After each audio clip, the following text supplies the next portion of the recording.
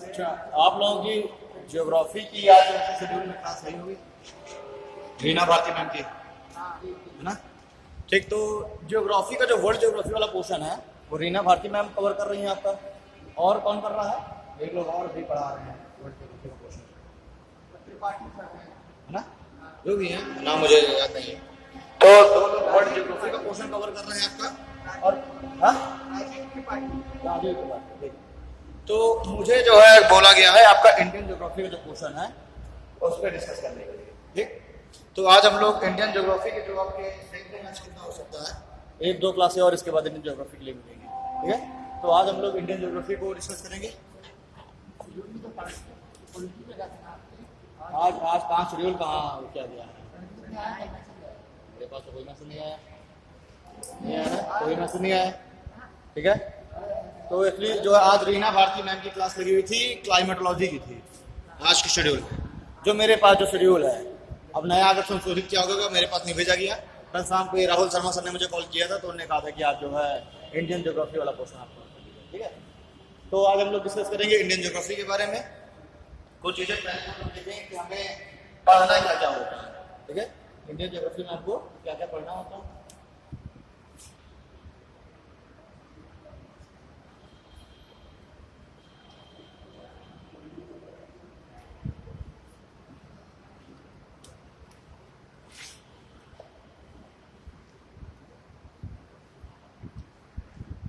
देखिए, ज्योग्राफी में पढ़ने के लिए हम पहले जब उसका टॉपिक देखेंगे तो हम टॉपिक को कैटेगराइज करेंगे। तो हमें अगर इंडिया के बारे में अपने पढ़ना,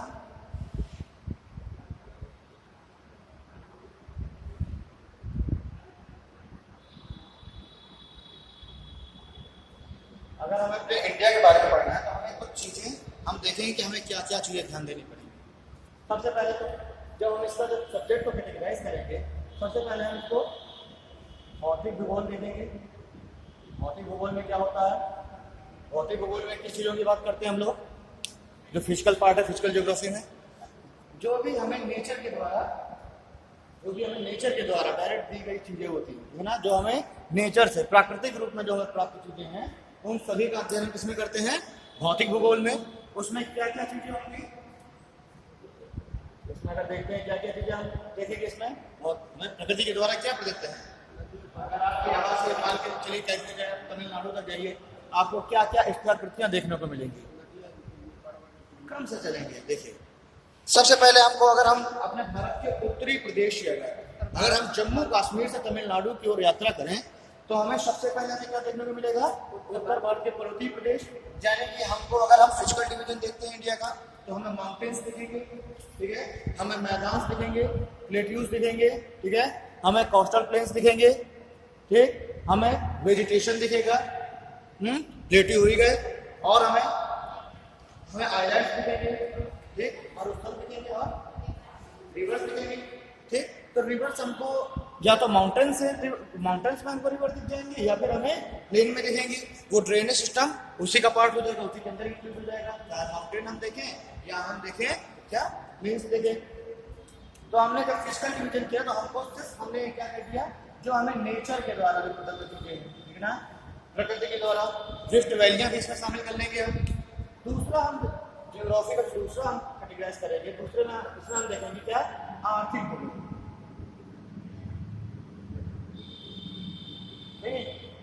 यही सारा इसी तरह सब्जेक्ट को कैटेगराइज करते हैं हम वर्ल्ड ज्योग्राफी के पोर्शन में। और बस वर्ल्ड ज्योग्राफी जब हम इंडिया में आएंगे तो हम फिर वही सब चीजें देखेंगे। फिर आर्थिक भूगोल में हम किन चीजों का अध्ययन करते हैं? नाम से ही स्पष्ट है, आर्थिक भूगोल, यानी क्या देखेंगे? इंडस्ट्रीज देखेंगे, ठीक ना, हम इसमें एग्रीकल्चर देखेंगे, ठीक, हम इसमें क्या देखेंगे? माइंस वगैरह जो भी देखेंगे, ट्रांसपोर्टेशन देखेंगे, ठीक है, इंडस्ट्री, एग्रीकल्चर, माइंस, एनर्जी हम इसी में देखेंगे। यानी जिन चीजों का संबंध हमारे किससे है? इकोनॉमी से है, उसको हम किसमें देखते हैं? आर्थिक भूगोल में। चलिए तीसरा इसमें अगर सब्जेक्ट हम देखेंगे, तीसरा हम इसमें कैटेगराइज करेंगे तो उसमें हम क्या देखेंगे? Social geography. सोशल ज्योग्राफी हम क्या देखेंगे? इसे सोशल ज्योग्राफी को ही ह्यूमन इसमें हम लोग क्या देखेंगे सोशल ज्योग्राफी में? अरे सीरीज वाले सोशल ज्योग्राफी में हम देखेंगे डेमोग्राफी, ठीक है, जनसांख्यिकी, अर्बनाइजेशन, ठीक है, शहरीकरण, ठीक, ये सब चीजें हम किसमें देखते हैं? सोशल ज्योग्राफी में, ठीक है। चलिए ये तो 3 हो गए जो हमने जिस तरह उसको जो हमें सब्जेक्ट है हमने उसको कैटेगराइज किया। अब हम फिजिकल ज्योग्राफी के अंदर चलते हैं।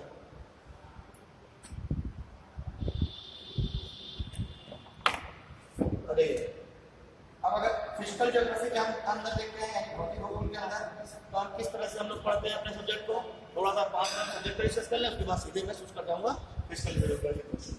इसमें हम फिजिकल ज्योग्राफी हम देखेंगे, एक तो जियोमॉर्फोलॉजी देखते हैं। जियोमॉर्फोलॉजी में भू आकृति विज्ञान, ठीक ना, भू आकृति भूगोल, जिसमें हम क्या देखेंगे अर्थ का कंस्ट्रक्शन कैसे हो रहा है, ज्वालामुखियों का निर्माण कैसे हो रहा है, ठीक है, ये सारी चीजें हम किसमें देखेंगे? जियोमॉर्फोलॉजी में, यानी कि जो लैंड स्लैब है जो हमें हमारे स्ट्रक्चर के जियोमॉर्फोलॉजी के अंदर देखेंगे। इसी में हम एक क्वेश्चन इसी के अंदर हम करते हैं क्लाइमेटोलॉजी का, जो आजकल आपके वर्ल्ड ज्योग्राफी में चल रहा है, क्लाइमेटोलॉजी, ठीक है, यानी जलवायु विज्ञान, मौसम विज्ञान, क्लाइमेटोलॉजी में हो गया। तीसरा क्वेश्चन हम क्या देखते हैं? ओशियोनोलॉजी का, यानी कि समुद्र विज्ञान, ठीक है। और हम एक और चौथा इसमें एक क्वेश्चन देखते हैं हम लोग बायोजियोग्राफी, ठीक है, इसको हम लोग क्या बोलते हैं? जैव भूगोल। ये जो 3 चीजें हैं ये डायरेक्टली और ह्यूमन सभी से रिलेटेड है, बट अगर हम डायरेक्टली अगर रिलेशन देखते हैं ह्यूमन का, तो हम जैव भूगोल हमारे लिए इंपॉर्टेंट है, क्योंकि जहां पे मनुष्य निवास करेगा वो सारे चीजों का, सारी स्थितियों का, सारे क्षेत्रों का अध्ययन करेंगे। किसमें हम करते हैं? बायोजियोग्राफी के अंदर। इसमें अगर हम देखें क्या क्या शामिल करेंगे? हम सॉइल शामिल करेंगे भाई, जहां मनुष्य रह रहा है उसी जगह पे सॉइल वगैरह तो बना तो वहीं पर मनुष्य रहेगा, जहां सॉइल नहीं वहां पर उसको रहेगा। अंटार्कटिका में मनुष्य रहता है क्या? नहीं रहता। हिमालय के बिल्कुल ऊपर माउंट एवरेस्ट पे मनुष्य रहेगा क्या? वो कोई जाकर कैंपिंग करने वाला बात है, मनुष्य रह सकता है नहीं, ठीक। तो अगर जब ये बायोजियोग्राफी हम देखेंगे, इसमें हम लोग देखते हैं मेनली सॉइल देखते हैं और वेजिटेशन देखते हैं। वेजिटेशन, ठीक है, वनस्पति और मिट्टियां, वो हम मुख्यतः देखते हैं बायोजियोग्राफी में। ये पूरे आपके जियोग्राफी का यही पूरा टोटल अगर हम देखते हैं, यही आपको सब्जेक्ट इतना। अब इसको पहले आपको वर्ल्ड जियोग्राफी के परिप्रेक्ष्य में पढ़ते हैं, फिर यही सारी चीजें आप इंडियन जियोग्राफी के परिप्रेक्ष्य में पढ़ेंगे। आप स्टेट के एग्जाम देंगे तो स्टेट के परिप्रेक्ष्य में भी सारी चीजें पढ़ेंगे। स्टेट को भी पहले फिजिकल ज्योग्राफी में बांटेंगे, ठीक है, उस स्टेट में कितने माउंटेन है, कौन सा मैदान है, ठीक है, क्या प्लेटिव है, एक्सेट्रा एवरीथिंग, ठीक। नदियों को हम देख लेते हैं, वहाँ का जलवायु पढ़ेंगे।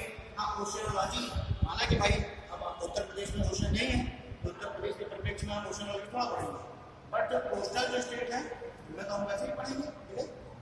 चलिए, ये तो होगा आपका जो पूरा सब्जेक्ट है। अब हम फिजिकल ज्योग्राफी के क्वेश्चन की हम बात करते हैं।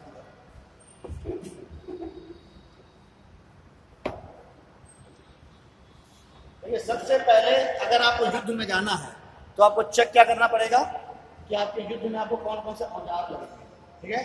तो अगर आपको किसी भी सब्जेक्ट का नॉलेज, किसी भी सब्जेक्ट की स्टडी करनी है, सबसे पहले तो आपके उसके सिलेबस को ध्यान से देखना पड़ेगा, ठीक है। सबसे पहले आप क्या देखेंगे कि आपको आखिर तक पढ़ना क्या है, ठीक है। वनडे एग्जाम वगैरह बहुत सारे स्टूडेंट इसलिए फेल हैं क्योंकि उनको अपना सिलेबस नहीं पता। अब पॉलिटी में आने हैं ज्यादा से ज्यादा 7 या 8 पार्ट्स, और वो पढ़े हैं सारे पूरे 22 के 22, मतलब 25 के 25 देखा जाए तो, ठीक है। तो हमें सबसे पहले तो अपने सिलेबस को बहुत अच्छे से देखना होता है। यहाँ पे हमारे साथ सही ये है कि हमें सब कुछ पढ़ना है, ठीक है, क्योंकि we are the IAS aspirants.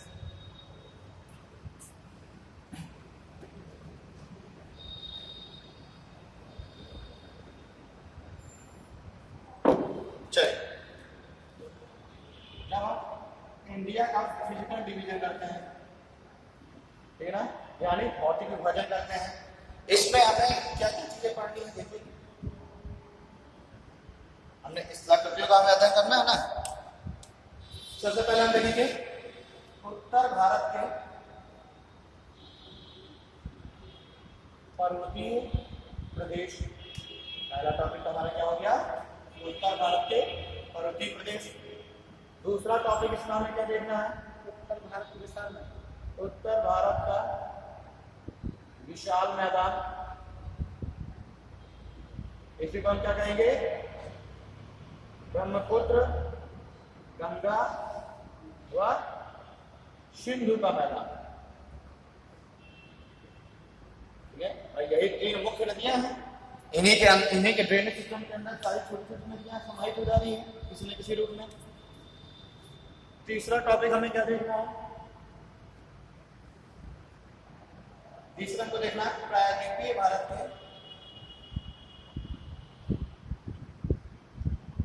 पठार एवं पर्वतीय प्रदेश। ठीक है ना, प्रायद्वीपीय भारत का मतलब समझ गए, पेनिनसुला इंडिया। पेनिनसुलर इंडिया में क्या आएगा, और पेनिनसुला क्या होता है, प्रायद्वीप होता क्या है पेनिनसुला। कुछ दूसरों को भी मौका दो, क्या होता है पेनिनसुला, दोनों तरफ से। अभी उसने बोल भी दिया तब भी अभी दोनों तरफ से पेनिनसुला कुछ नहीं, ये है मान लीजिए पानी भरा हुआ है और ये कोई क्या है, लैंड स्ट्रक्चर है, यानी कि कोई ऐसी स्थलाकृति जो तीन तरह से समुद्र के द्वारा या पानी के द्वारा, ठीक है, क्या कहते हैं उसको, उसी को हम प्रायद्वीप कह देते हैं, पेनिनसुला। ठीक है ना। अगर हमारा भारत का दक्षिण वाला हिस्सा देखें तो क्या है, जो एक तरफ से अरब सागर है, एक तरफ बंगाल की खाड़ी है और नीचे क्या है, हिंद महासागर है, इंडियन ओशन, तीन तरफ से घिरा हुआ, उसको हम क्या कहते हैं, प्रायद्वीपीय भारत। तो हमने बहुत प्रायद्वीपीय भारत में और बहुत सारे देश ना जाएंगे, और बहुत सारे देशों में प्रायद्वीप होंगे। अरे केप केमोरिन जो हिस्सा है हमारे बिल्कुल इंडिया का है, आप अफ्रीका में जाएंगे, साउथ अफ्रीका के नीचे वाला हिस्सा देखिए, ठीक है, केप ऑफ गुड होप बोलते हैं उसे, वो भी क्या, वो भी एक प्रायद्वीप भी है कि नहीं है। आगे जब इंडिया ज्योग्राफी पढ़ेंगे बहुत सारे ऐसे जगहों को देखेंगे। अब मान के चलिए, चलिए खैर अगर उसमें चले जाएंगे तो समझाने में समय लग जाएगा। प्रायद्वीप का मतलब सिर्फ ये समझो, किसी भी देश में कहीं भी कोई ऐसा लैंड स्ट्रक्चर जो तीन ओर से समुद्र से घिरा हुआ हो, ठीक है ना, वो क्या होता है, प्रायद्वीप होता है। अच्छा ठीक, अच्छा खाड़ी और गल्फ, जैसे sorry bay and gulf, bay and gulf में क्या अंतर होता है, ये क्या होते हैं भाई, हम बे ऑफ बंगाल बोलते हैं और हम उधर क्या बोलते हैं, गल्फ ऑफ कच्छ या गल्फ ऑफ खंभात। आगे का डिफरेंस क्या दोनों में, देखिए दोनों है एक ही चीज। ऐसा कोई भी वाटर बॉडी जो तीन ओर से लैंड से घिरी हुई हो, ऐसी कोई भी वाटर बॉडी जो तीन ओर से, ये हमारा गुजरात, ये है हमारा कौन सा हिस्सा, पश्चिम बंगाल बांग्लादेश वाला। मुझे अब यहाँ पे पानी, यहाँ पे अंदर भी भरा हुआ है ना, यहाँ पे भी पानी अंदर भरा हुआ है, ठीक, और यहाँ पे भी पानी ऐसा भरा हुआ है। ऐसा कोई भी land structure, sorry water body जो तीन ओर से क्या है, लैंड से घिरी हुई है। देखिए वाटर बॉडी तीन ओर से लैंड से घिरी है, इधर भी लैंड है, इधर भी लैंड है, इधर भी लैंड है, यहाँ भी लैंड है, यहाँ भी है, यहाँ भी है, ठीक, यही सेम चीज उस साइड है। तो उसको हम क्या कहते हैं, बे या गल्फ। बस दोनों में डिफरेंस क्या है, जो वाटर बॉडी बड़ी होगी साइज में उसको हम बे बोलते हैं, और जो वाटर बॉडी छोटी होगी उसको हम क्या बोलते हैं, गल्फ बोलते हैं। केवल डिफरेंस इतना है। उड़ गया क्या ऊपर भाई, कोई भी वाटर बॉडी जो तीन ओर से लैंड से घिरी हुई है उसी को हम बे या गल्फ बोलते हैं, ठीक है ना। बस डिफरेंस क्या है, जो बड़ी वाटर बॉडी होगी, जैसे बंगाल की उधर वाला हिस्सा बड़ा है वाटर बॉडी, बे बोल देंगे, इधर वाला देखिए छोटी है वाटर बॉडी, उसको हम क्या बोल देंगे, गल्फ बोल देंगे। सिर्फ इतना सा डिफरेंस है, बाकी दोनों सेम है, ठीक है ना। आगे अभी बहुत सारी चीजें स्ट्रेट आएगी क्या होती है, ठीक, वो सब टॉपिक के साथ साथ तीन हमने देखे। चौथा हम क्या देखेंगे इसमें, चौथे में हम पढ़ते हैं तटीय मैदान। तटीय मैदान हो गया, इसी में हम और क्या देखते हैं, द्वीप समूह देखेंगे, तटीय मैदान हो गए, द्वीप समूह हो गए,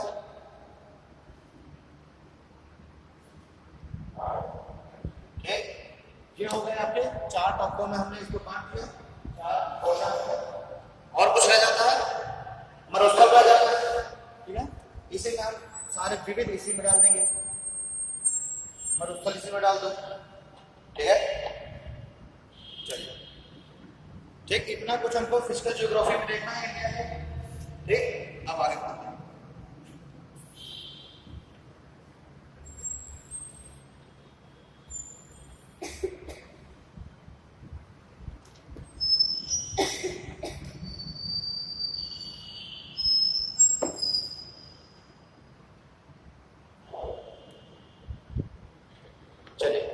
अपने जो है टॉपिक की स्टार्टिंग भी हम लोग कहाँ से करेंगे, बिल्कुल उत्तर भारत से करेंगे, बिल्कुल ऊपर से होते हुए आएंगे।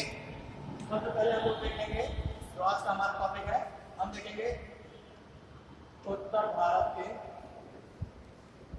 पर्वतीय प्रदेश। उत्तर भारत के जब हम पर्वतीय प्रदेश देखेंगे तो हम देखते हैं कि हमारे उत्तर भारत में सिर्फ और सिर्फ क्या है, हिमालय ही हमें पर्वतीय प्रदेश के रूप में दिखता है, यानी सिर्फ हिमालय ना कहेंगे हम, ये कहना सही नहीं है। हमें 2 पर्वतीय प्रदेश दिखेंगे, एक तो हमें हिमालय दिखेगा और दूसरा क्या दिखेगा, हमें ट्रांस हिमालय दिखेगा, ठीक। अगर आप लोग इस टॉप में है कि ट्रांस हिमालय भी हिमालय ही है तो आप लोग ये अवधारणा गलत है। ट्रांस हिमालय अलग है और हिमालय बिल्कुल अलग है। ट्रांस का मतलब क्या होता है, पार, यानी हिमालय के पार का जो क्षेत्र है, ठीक, उसको आप क्या बोल देंगे, ट्रांस हिमालय बोल देंगे। तो देखते हैं क्या उत्तर भारत के पर्वतीय प्रदेश में कौन कौन से पर्वतों का अध्ययन करना है। सबसे पहले तो हम देखेंगे ट्रांस हिमालय, ठीक। उसके बाद हम क्या देखेंगे, ग्रेटर हिमालय, फिर हम देखेंगे लघु हिमालय, और उसके बाद देखेंगे हम शिवालिक, ठीक है ना। कुछ हम देख लेते हैं पूर्वोत्तर भारत, पूर्वोत्तर भारत के पर्वतीय क्षेत्र एवं पहाड़ियां, ठीक है ना। हमने 5 टॉपिक्स में इसको कैटेगराइज कर दिया। फिर सबसे नॉर्थ में क्या है, सबसे नॉर्थ में ट्रांस हिमालय, उसके बाद ग्रेटर हिमालय, उसके बाद लघु हिमालय एंड सबसे नीचे शिवालिक।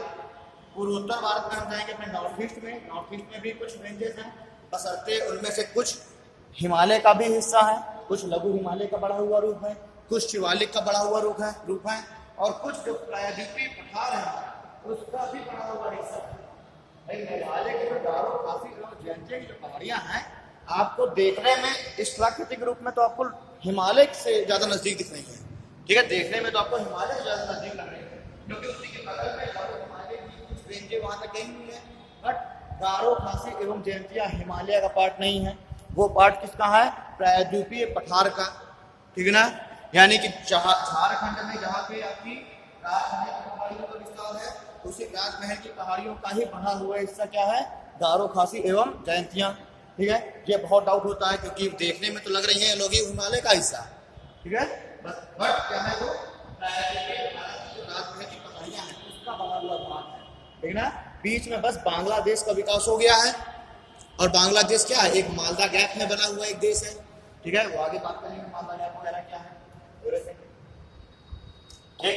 इसलिए देखिए मालदा गैप में बांग्लादेश का विकास हुआ है, इसलिए बांग्लादेश में क्या है, कोई भी पर्वत श्रृंखलाएं नहीं है, क्या है, कोई भी पर्वत हमें नहीं मिलेंगे, क्योंकि मालदा गैप में क्या है, पूरी जमीन नीचे चली गई थी, नीचे धंस गई पूरी जमीन, बाद में नदियों के अवसादों के द्वारा वो क्या है, उस गड्ढे को भर दिया गया और उसी में आज का हमारा बांग्लादेश स्थित है, ठीक है ना। क्लियर है। इसलिए क्या भाई, बांग्लादेश में एक तो नदियों का विस्तार है ही, और पूरा वो जलोढ़ मिट्टी से बना हुआ देश है, इसलिए छोटा सा देश होने के बावजूद भी खाद्यान्न के मामले में आत्मनिर्भर है वो।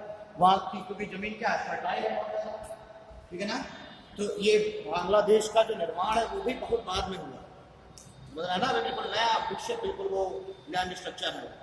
चलिए अच्छा, अब अगर हम ट्रांस हिमालय को हम देख रहे हैं तो ट्रांस हिमालय को भी हम कुछ भागों में भाग करते हैं, ट्रांस हिमालय को भी हम कैटेगराइज करते हैं, देखिए ट्रांस हिमालय का नाम पढ़ेंगे। ट्रांस हिमालय सबसे उत्तर में तो ट्रांस हिमालय है, बट इसमें भी इन रेंजों में भी सबसे जो नॉर्थ में हम देखेंगे तो है काराकोरम। ठीक है, काराकोरम के बाद काराकोरम के दक्षिण में हम देखेंगे लद्दाख है। इसी लद्दाख का बढ़ा हुआ हिस्सा कहलाता है कैलाश रेंज, जो कि पूरा का पूरा तिब्बत में स्थित है। भारत में इसका कोई भी विकास नहीं है कैलाश रेंज का। और सबसे नीचे हम देखेंगे जास्कर रेंज। ट्रांस हिमालय को हमने 4 रेंजों में बांट कर पढ़ा, काराकोरम, लद्दाख, कैलाश रेंज, जास्कर। ठीक है,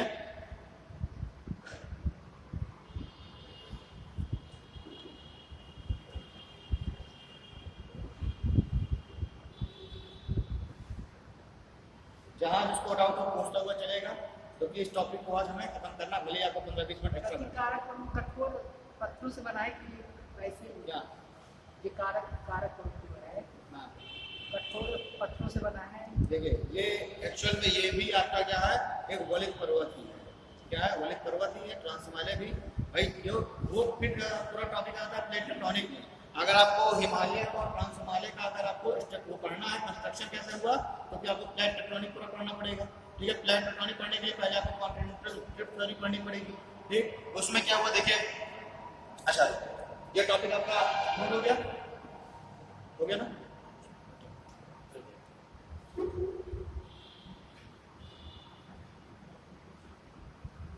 भाई अगर आप लोगों को थोड़ा बहुत प्लेट टेक्टोनिक आप लोगों ने कभी पढ़ा होगा तो वो पता होगा कि अपनी जो भारत और जो ऑस्ट्रेलिया उसको मिला के इंडो ऑस्ट्रेलियन प्लेट बोलते हैं। ऊपर जिसमें चाइना स्थित है उसको हम लोग यूरेशियन प्लेट बोलते हैं। ठीक है, प्लेट देखिए क्या होता है कि जब कॉन्टिनेंटल ड्रिफ्ट थ्योरी जब सामने आई उस समय पता चला कि प्लेटें क्या है, गतिशील है, प्लेटें संचरण कर रही है। तो जब इंडियन प्लेट यूरेशियन प्लेट के नजदीक आई, इंडियन प्लेट क्या हुआ, यूरेशियन प्लेट के नजदीक आई, दोनों में क्या हुआ, कंप्रेशन फोर्स लगा, दोनों टकराई। टकराने से क्या हुआ, यूरेशियन टकराने से क्या हुआ, यूरेशियन प्लेट ऊपर चढ़ गई, इंडियन प्लेट नीचे क्या हुआ, उसका क्षेपण हो गया, नीचे चली गई। अब आप कहेंगे कि इंडियन प्लेट ही क्यों नीचे गई, क्योंकि इंडियन प्लेट की डेंसिटी अधिक है। ठीक है ना, इंडियन प्लेट की डेंसिटी अधिक है। डेंसिटी क्यों अधिक है, क्योंकि इंडियन प्लेट में जहां महाद्वीपीय वो भी है स्ट्रक्चर भी है, वहीं महासागरीय वहां पे प्लेट भी शामिल है। इंडियन प्लेट में महाद्वीपीय महासागरीय दोनों प्लेट शामिल है। ठीक है, और जो महासागरीय प्लेट होती हैं वो बनी होती है बेसाल्टिक चट्टानों से, और बेसाल्टिक चट्टानों की डेंसिटी होती है अधिक। ठीक, इसीलिए क्या है, इंडियन प्लेट डेंसिटी अधिक थी और वो नीचे चली गई, यूरेशियन प्लेट ऊपर उठ गई। और उसी से क्या हुआ कि सबसे पहले तो ट्रांस हिमालय का निर्माण हुआ। ठीक है, हम मान के चलिए ये है यूरेशियन प्लेट और ये है आपकी इंडियन प्लेट। जब ये दोनों टकराए, इंडियन प्लेट का नीचे क्या हो गया, नीचे क्षेत्रित हो गई, नीचे उसका अधोगमन हो गया। अधोगमन होने से क्या हुआ, सबसे पहले इस वाले हिस्से में ये ट्रांस हिमालय, सबसे पहले यूरेशियन प्लेट वाले हिस्से में क्या हुआ, ट्रांस हिमालय का निर्माण। ठीक है ना, नीचे जाने से क्या हुआ, वलन पड़ा। वलन पड़ने से अब ये फिर टॉपिक बहुत बड़ा हो जाएगा। ठीक है, बहुत शॉर्ट में समझने की कोशिश करिए। वलन पड़ेगा, उससे सबसे पहले ट्रांस हिमालय का निर्माण होगा। ट्रांस हिमालय के निर्माण के बाद जब ये प्लेट और नीचे गई तब क्या होगा, ग्रेटर हिमालय का निर्माण होगा। ठीक है, फिर और नीचे गई, फिर नव हिमालय का निर्माण होगा, फिर शिवालिक का निर्माण होगा। ठीक है, अगर हम इरा वाइज पेज देखते हैं तो सबसे पहले ट्रांस हिमालय का निर्माण हो रहा है, और ट्रांस हिमालय पूरा का पूरा किसमें स्थित है, इस यूरेशियन प्लेट के ऊपर। ठीक है ना, यूरेशियन प्लेट अगर कभी आपसे पूछ लेता है कि काराकोरम रेंज इंडियन प्लेट में स्थित है कि यूरेशियन प्लेट में, तो आप आएंगे यूरेशियन प्लेट में। ठीक है ना, यानी पूरा का पूरा ट्रांस हिमालय चाहे काराकोरम हो, लद्दाख, जास्कर, ये सारी स्थित है यूरेशियन प्लेट में। और फिर ग्रेटर हिमालय, मध्य हिमालय और शिवालिक, ये तीनों कहाँ स्थित है, इंडियन प्लेट में। ठीक है, अगर हम इनका इरा देखते हैं फेस, सबसे पहले ट्रांस हिमालय, ट्रांस हिमालय के बाद लघु और फिर शिवालिक।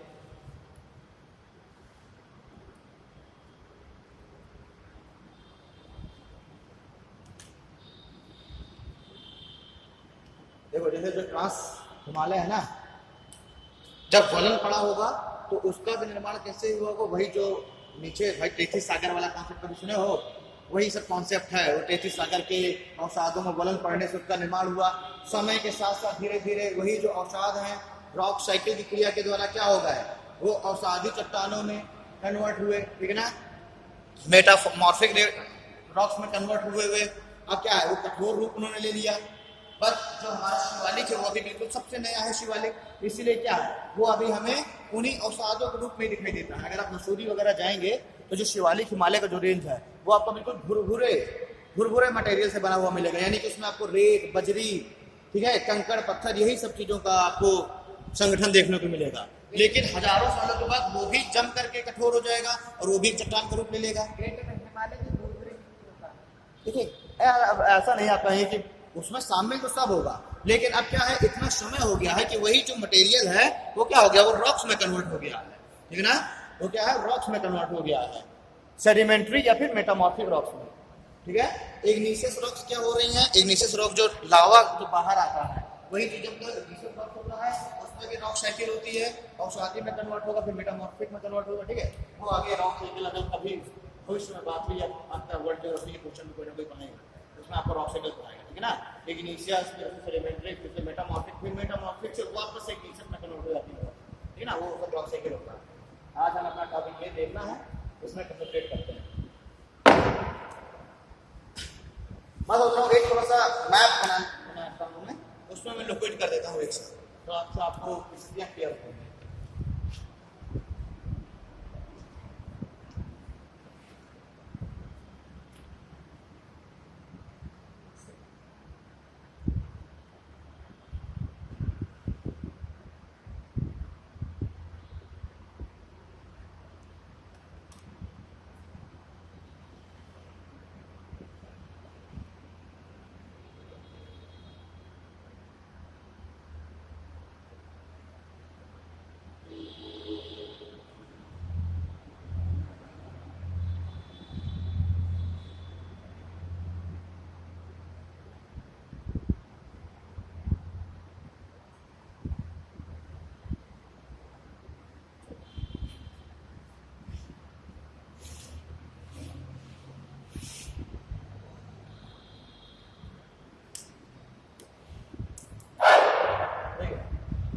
हमें भाई नीचे प्रायोरिटी भारत से तो कोई हमें अभी सरोकार है नहीं, हमें उत्तरी भारत देखना है। सबसे पहले अगर हम देखते हैं ट्रांस हिमालय, तो यहाँ पे एक प्लेट्यू है, पठार है, जिसका नाम क्या है, तिब्बत का पठार, ओ सॉरी पामीर का पठार, क्या बोलते हैं हमसे, पामीर का पठार। कहाँ है, बिल्कुल इंडिया के बिल्कुल नॉर्थ में, एक्चुअली इंडिया का पार्ट नहीं है ना, इंडिया के बाहर, इसीलिए वो क्या है, ये पामीर का पठार।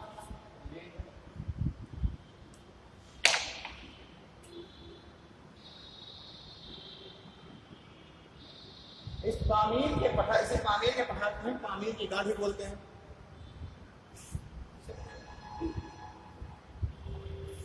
ठीक है। अब 15 मिनट में स्माइल करने का और हंसने का दरबार करने का मौका दे देते हैं, ठीक है। तो पामीर के पठार को हम लोग क्या बोलते हैं, पामीर की गांठ भी बोलते हैं। गांठ क्यों बोलते हैं, क्योंकि इसमें इससे ही बहुत सारे माउंटेन्स निकले हैं, या फिर बहुत सारे माउंटेन्स जो है इससे ऑरिजिनेट होते हैं, या कह सकते हैं आगे मिलते हैं।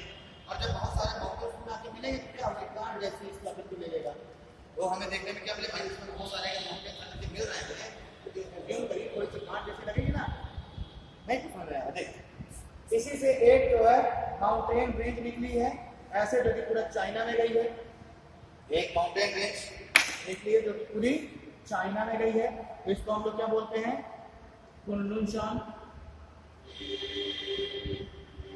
एक और माउंटेन रेंज जैसे गई जो कि पूरा तिब्बत में स्थित है, इसको हम बोलते हैं तिएन चांग। एक ऐसे एक माउंटेन रेंज निकली है जिसको हम लोग क्या बोलते हैं, हिंदुकुश। हिस्ट्री में पढ़ेंगे, नहीं पढ़ेंगे, हिंदुकुश पार करके आर्यंस आए हुए थे, ठीक है ना, मिडिल ईस्ट एशिया से। एक ऐसा माउंटेन रेंज ऐसे निकल गई है जिसको हम क्या बोलते हैं, सुलेमान। हिंदुकुश का विस्तार कहाँ है, अफगानिस्तान में। सुलेमान कहाँ है, पाकिस्तान में। इसी का एक बड़ा हुआ हिस्सा और है जिसको बोलते हैं पिठार, इसका विस्तार कहाँ है, कुछ पाकिस्तान और ईरान में, ठीक है ना। ये सारे ऑरिजिनेट कहाँ से हो रहे हैं, उसी तिब्बत के पठार से ही, ठीक है, उसी से निकल रहे हैं। अब सारे आंकड़े देखिए इसी में मिल रहे हैं, अभी भी नहीं लग रहा आपको थोड़ी सी गांठ जैसी बंधी हुई स्थिति। ऐसे ही एक गांठ हमको देखने को मिलेगी अपने दक्षिण भारत में, नीलगिरी की गांठ, जिसमें पश्चिमी घाट और पूर्वी घाट और पलानी रेंज और अन्नामलाई की रेंज, ये सारी की सारी उसी जगह से निकल रही हैं, ठीक है। यही से जो है इसी के नजदीक में हमारी एक रेंज स्थित है, ठीक है। इस रेंज को हम क्या बोलते हैं, काराकोरम, ठीक है। अधिकतर इसका विस्तार कहाँ पे है, पाक ऑक्यूपाइड कश्मीर में, ठीक है ना। अधिकतर कहाँ है, पाक ऑक्यूपाइड कश्मीर में। अगर पूछा जाए कि काराकोरम रेंज कहाँ स्थित है, जम्मू कश्मीर एंड लद्दाख रेंज। जम्मू कश्मीर का भी वो वाला हिस्सा अधिकतर जिसमें क्या स्थित है, जो यूपी के अंडर में है, ठीक है। इसी के जस्ट नीचे एक और रेंज स्थित है, इसको हम क्या बोलेंगे, लद्दाख रेंज, ठीक है ना।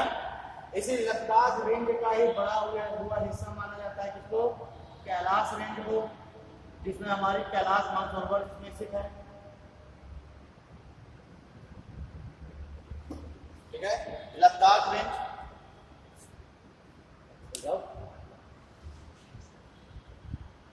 लद्दाख रेंज पढ़ा हुआ है क्या,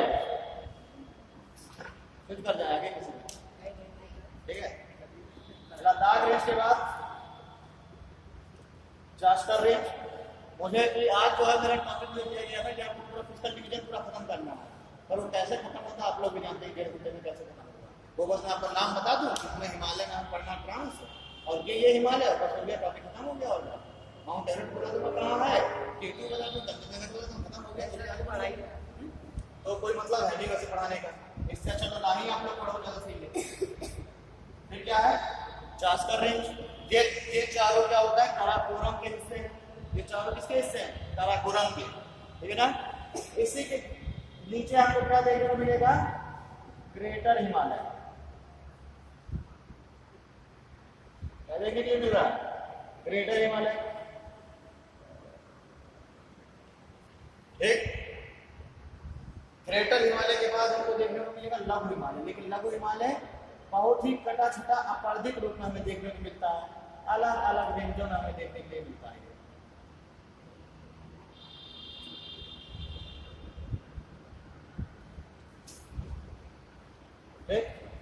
लघु हिमालय बहुत ही हमें अपर्धित रूप में देखने को मिलता है, अलग अलग रेंजों में, क्योंकि ग्रेटर हिमालय की निकल रही है, उन्होंने क्या किया है, इसको अपर्धित कर रखा है, जगह जगह से काट दिया हुआ है, इसलिए ये अलग अलग रेंजों में दिखाई देगा। जैसे कि पीर पंजाल रेंज हो गई, धौलाधर हो गई, नाग टिब्बा हो गई, महाभारत रेंज हो गई, आगे जाकर के डफला मिर्जापुर मिसमी हो गई, पीना पटकाई गांव हो गई। चलिए इसी के नीचे हमें एक और रेंज देखने को मिलेगी, तो क्या बोलते हैं, शिवालिक। अलग अलग तरह के मानसरोवर गाँव में आते हैं,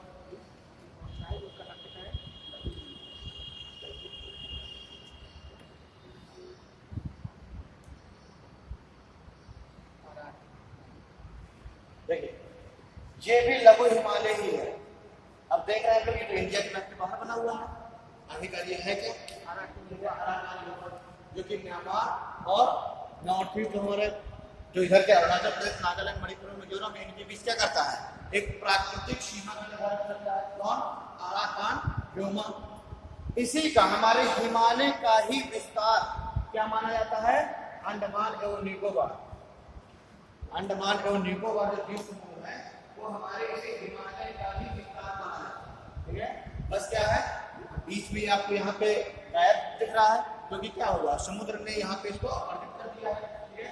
देखिए आप देखेंगे तो आपको इस जगह पे बिल्कुल आपको डार्क ब्लू कलर में इसमें बनाया हुआ होगा, और ये वाला जो हिस्सा है वो ब्राउन कलर में दिखेगा, हल्का सा ब्राउनिश कलर में, ठीक है। उससे क्या समझ में आता है कि नीचे कोई क्या है, कोई स्ट्रक्चर है, यानी कि यहाँ समुद्र बहुत कम दिख रहा है, ठीक है ना। तो हमें ये अनुमान लगाया गया कि ये पूरी की पूरी रेंज ऐसे रही होगी, और बाद में समुद्र ने क्या किया, इसको अपराजित कर दिया, ठीक है ना। तो अंडमान एवं निकोबार उसका हिस्सा माना जाता है, हिमालय का, हिमालय का ही विस्तार माना जाता है, ठीक है। जहाँ ये हिमालय की रेंज हैं, और ये वाली जो रेंज है, तो मैं ब्लैक में बना देता हूँ, ये वाली जो रेंज है, ये वाली पूरी रेंज ये चली आई है, ये पूरी की पूरी शिवालिक है, ठीक है ना।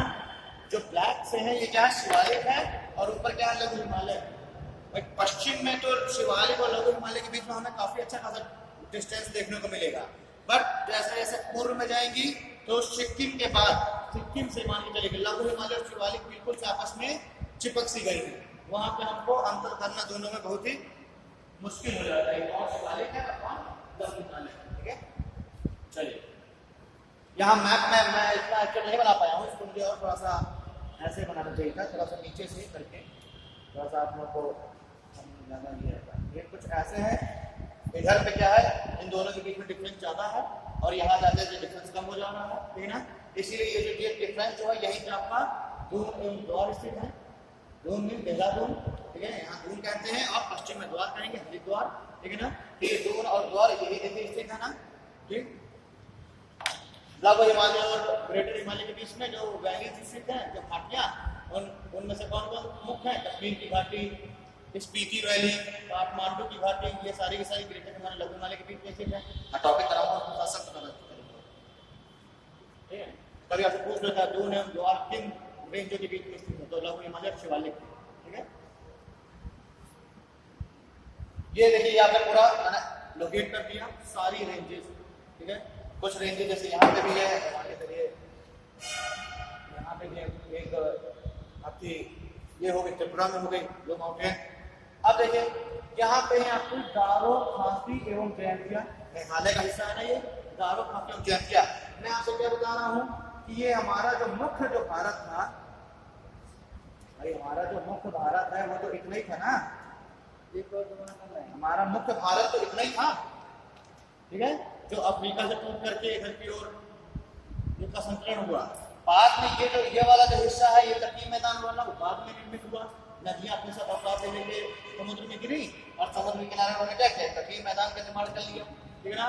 तो ऊपर ये बीच में जो हमें ये वाला जो हिस्सा दिख रहा है, मैदानी जो हिस्सा जहाँ हम लोग आज बैठे हुए हैं, ये भी बाद में निर्मित हुआ है, नदियों के द्वारा लाए गए अवसादों से, ठीक है। हिमालय भी बाद में बना है। सबसे पुराना हमारा हिस्सा मेन लैंड यही है, सबसे पुराना, ठीक है ना। जब पृथ्वी का जब निर्माण हुआ उस समय का हिस्सा, सबसे पुरानी चट्टानें कहाँ पाई जाती है, इंडिया के सबसे पुरानी चट्टानें, सबसे पुरानी इसकी आकृति कौन सी है, प्राकृतिक भारत हमारा, ठीक है, वही मेनलैंड था। ये सारी तो पहले इसका निर्माण हुआ, बाद में हिमालय, बाद में फिर मैदान, बहुत बात की बात है, ठीक ना। और फिर उसके बाद जो है तटीय मैदानों का धीरे धीरे विकास हो रहा है। तो देखिए ये जो गारो, खासी और जयंतियां हैं वो इसी का बहा हुआ विस्तार मानी जाती है, ठीक है, यानी यही वहां तक विस्तारित रही होगी, इसी का बढ़ा हुआ विस्तार माना जाता है गारो, खासी और जयंतियां।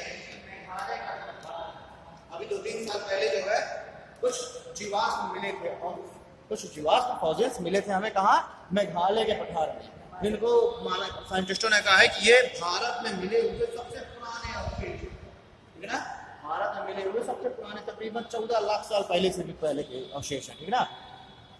तो ये कहाँ पाए गए थे, मेघालय के पठार में, यही जो आपका शिलोंग या फिर गारो, खासी और जयंतिया वाला जो रेंज है, ठीक है ना, यही पे सबसे पुराने भारत के सबसे पुराने फॉसिल्स पाए गए।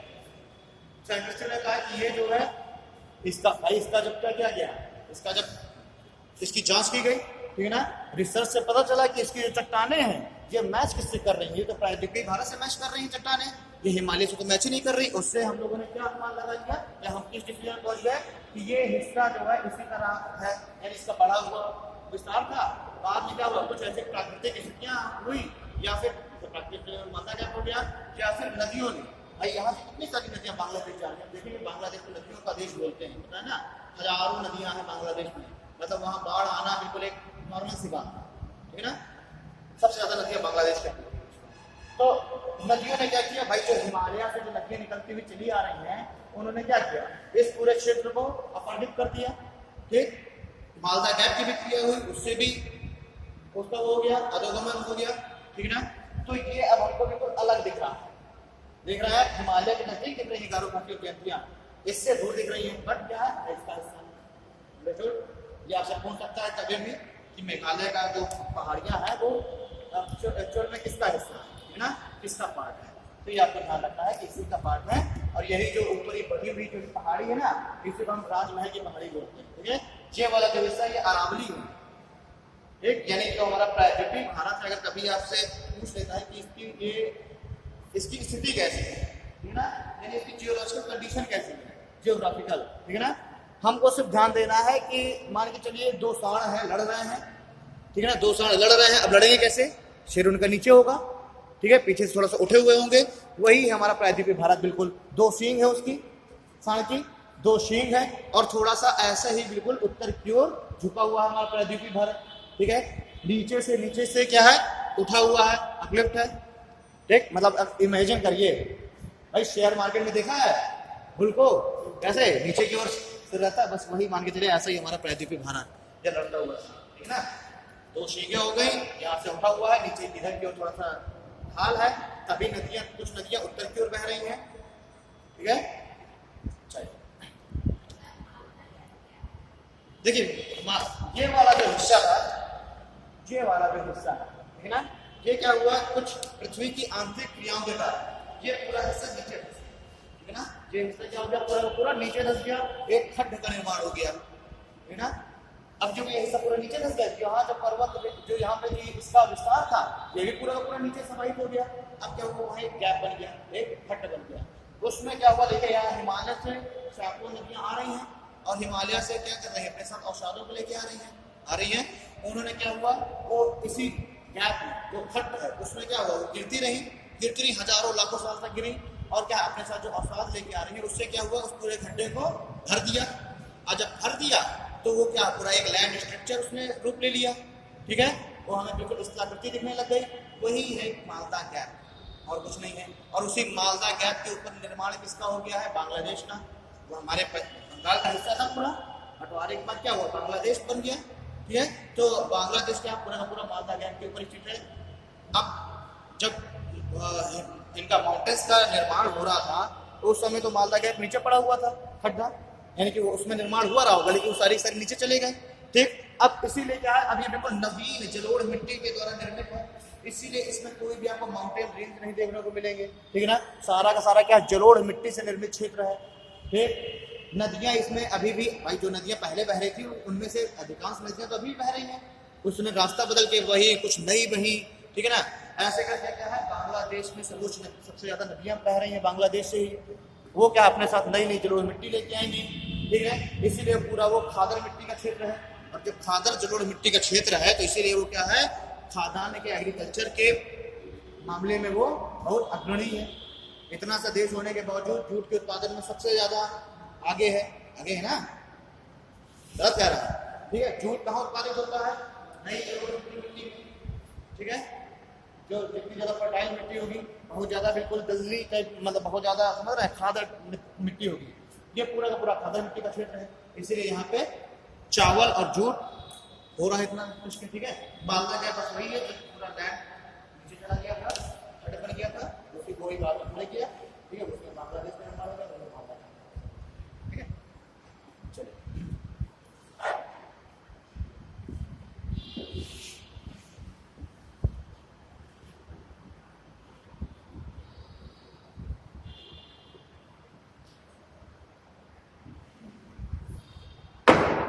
सबसे पहले हम कुछ पॉइंट्स देख लेते हैं पामीर के पठार की।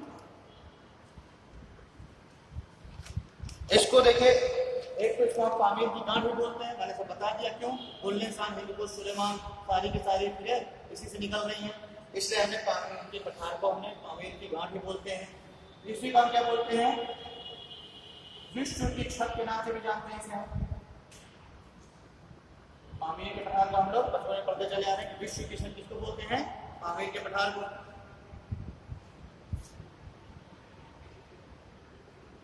इसी को एक उपनाम से और जानते हैं, इसको जानते हैं एशिया का निष्प्राण हृदय, ठीक है ना।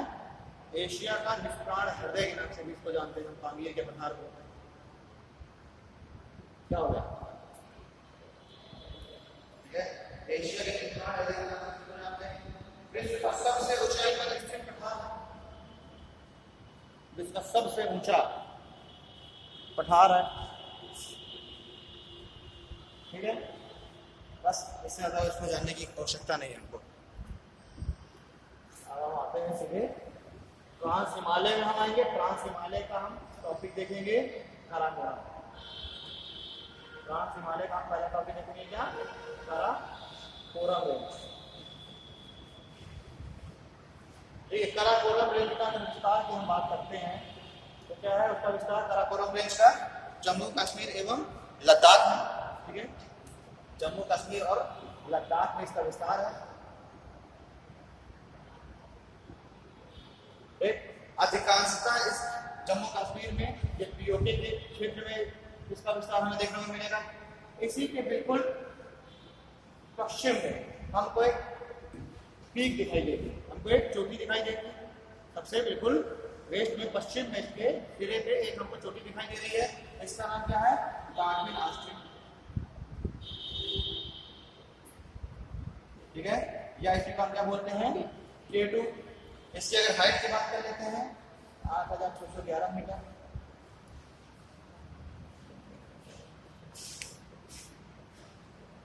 ठीक है। अब जो ये गार्डविन ऑस्टिन या K2 है, ये भारत का सबसे ऊंचा चोटी है भारत की।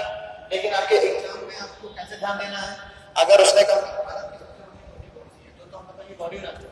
अगर हम कहेंगे भारत के अधिकार क्षेत्र वाले हिस्से में सबसे ऊंची चोटी कौन सी है, तब क्या बताएंगे, कंचनजंगा, ठीक है ना भाई। ये क्या पीओके वाले क्षेत्र में है ना ये गार्डविन ऑस्टिन। गार्डविन ऑस्टिन कहाँ पे है, पीओके के क्षेत्र में। इसलिए अगर भाई अभी हमने पीओके को अभी हम अपना हिस्सा मानते हैं ना, बट क्या है अधिकार क्षेत्र नहीं है हमारे, तो पीओके में है अधिकार, पीओके के अधिकार में, ठीक है। इसलिए वहां पे एग्जाम में आपको देखना है, अगर कभी पूछ लेता है तो। विश्व की सेकंड सबसे ऊंची पीक है, वर्ल्ड की सेकंड हाईएस्ट पीक है गार्डविन ऑस्टिन। फर्स्ट सभी को पता माउंट एवरेस्ट, सेकंड ये और थर्ड कंचनजंगा, ठीक है। चलिए इसकी अगर हम एवरेज हाइट की बात करते हैं तो इसकी एवरेज हाइट जो है 6000 मीटर है। एवरेज हाइट क्या है इसकी, 6000 मीटर। अब 6000 मीटर एवरेज हाइट होने की वजह से इस पे कोई भी मानव बस्तियों का विकास निर्माण नहीं होगा, लेकिन कोई भी मानव बस्ती इसमें निर्मित नहीं है। अधिकांशतः ये किससे ढका रहता है, बर्फ से ढका रहता है। अधिकांशतः ये बर्फ से हिमाच्छादित होगा, हिमाच्छादित होगा इसलिए मानव बस्तियां नहीं होंगी। इसी में देखिए एक ग्लेशियर, मुख्य ग्लेशियर सभी लोग हम जानते हैं इसको, सियाचिन, ठीक है। ग्लेशियर इसमें से कौन सा, सियाचिन। और भी कुछ ग्लेशियर है, सियाचिन है, बियापो है, बाल्टोरो है, हिस्पार है, ठीक है। ग्लेशियर देख लीजिए, बहुत इंपॉर्टेंट हमारे लिए। सियाचिन है, बियापो है, बाल्टोरो है, हिस्पार, बियापो, बाल्टोरो और हिस्पार, ठीक है। चार देखिए मुख्य हमें ग्लेशियर देखने को मिल रहा है, ठीक है, सियाचिन, बियापो, बाल्टोरो, हिस्पार। हमने पढ़ रखा है हमेशा कि सियाचिन ग्लेशियर भारत का सबसे बड़ा ग्लेशियर है, लार्जेस्ट ग्लेशियर कौन है, सियाचिन, हमने पढ़ रखा है। बट अगर कभी आपको एग्जाम में एक ग्लेशियर का नाम लिखा हुआ मिल जाए ससाइमी, ठीक है, तो आपको उसमें ही टिक करना है सबसे बड़ा ग्लेशियर ससाइमी, ससाइमी, ठीक है ना। इंडिया में सबसे बड़ा ग्लेशियर आगे कभी लिखा हुआ मिल जाए ससाइमी का नाम, तो ससाइमी आपको टिक करना है, क्योंकि सियाचिन का जो क्षेत्रफल है वो है 78 किलोमीटर स्क्वायर और ससाइमी का 132 किलोमीटर स्क्वायर, ठीक है।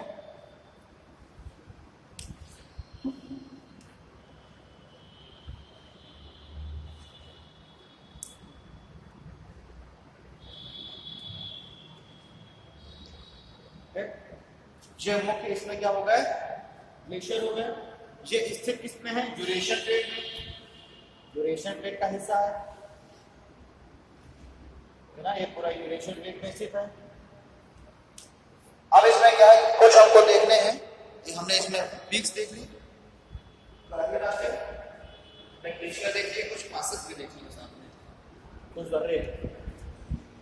एक इसमें यहाँ पे दर्रा स्थित है जिसका नाम है काराकोरम,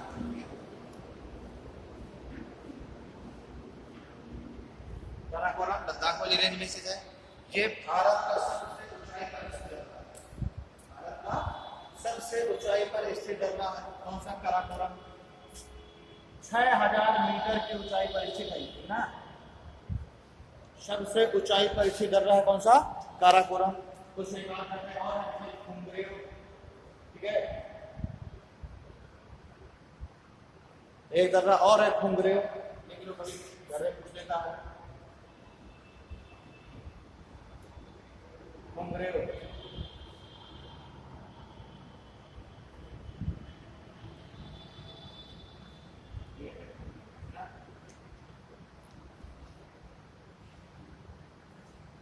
आप ये एक दर्रा और है,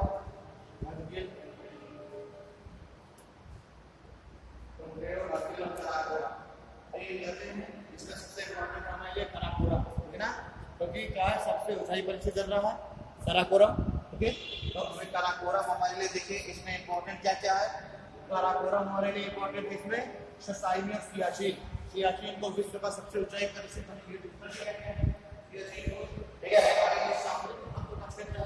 हमारे लिए अत्यधिक सामरिक महत्व का क्षेत्र है। क्यों? क्योंकि सियाचिन ग्लेशियर के ही टॉप पर हम बैठ करके इधर ईस्ट की ओर चाइना को हम काउंटर कर रहे हैं और वेस्ट की ओर पाकिस्तान को काउंटर कर रहे हैं, ठीक है। क्योंकि इसके जो है पूर्व में चाइना का हिस्सा है, कौन सा, अक्साई चीन, ठीक ना।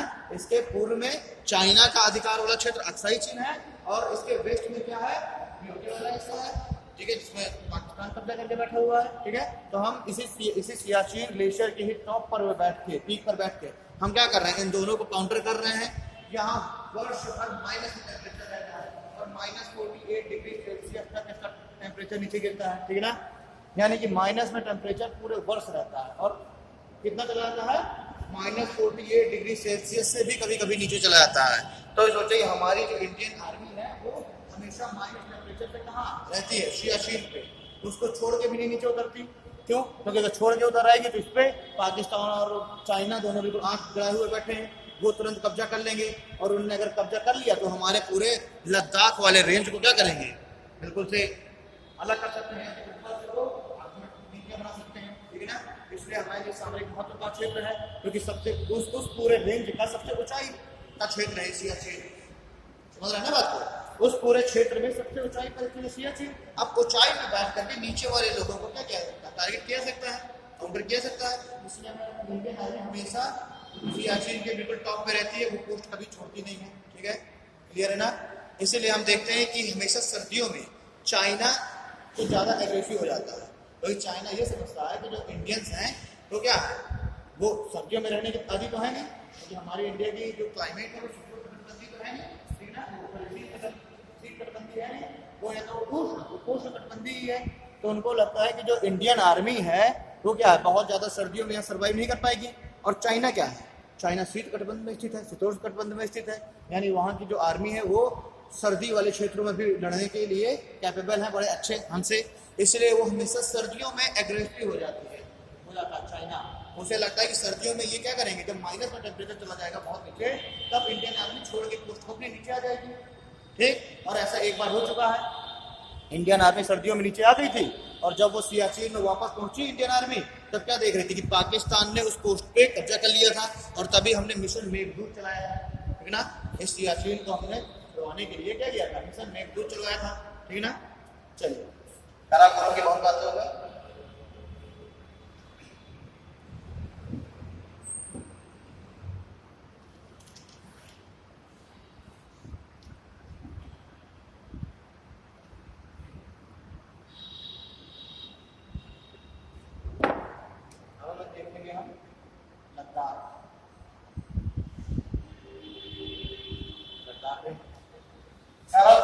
दक्षिण लद्दाख रेंज का विस्तार है। काराकोरम के दक्षिण में क्या है, लद्दाख रेंज का विस्तार है।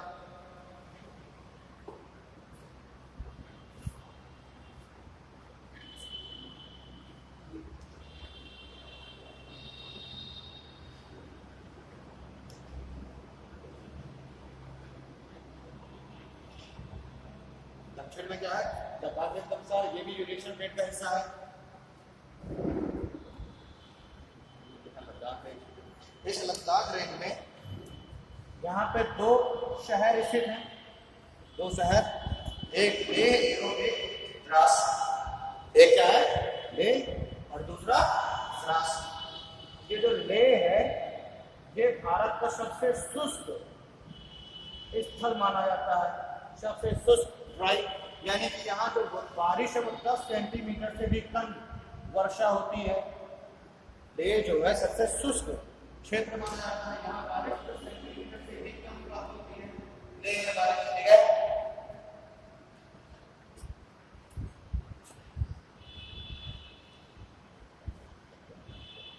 और अगर हम बात करते हैं द्रास की, तो द्रास जो है भारत का सबसे ठंडा स्थान है, सबसे ठंडा, यानी यहाँ जो टेम्परेचर है सबसे कम रिकॉर्ड किया गया है द्रास में। ठीक है, ये हो गया, ये क्या है, ये है द्रास। यानी अगर आपसे पूछता है कि भारत में सबसे कम टेम्परेचर कहाँ रिकॉर्ड किया गया है, तो आपको बताना है द्रास। ठीक है, सबसे शुष्क स्थल है लेह।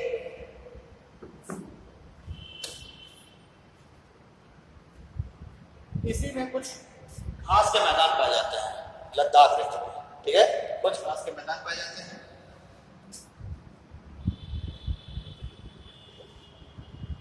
इनका बोलते हैं रुक्षु एवं देवशाही। ये घास के मैदान, जैसे आपने सवाना सुना होगा, ठीक है ना, वैसे ही कुछ घास के मैदान पाए जाते हैं। कहाँ, इसी लद्दाख रेंज में। नाम क्या है इनका, रुक्षु एवं देवशाही।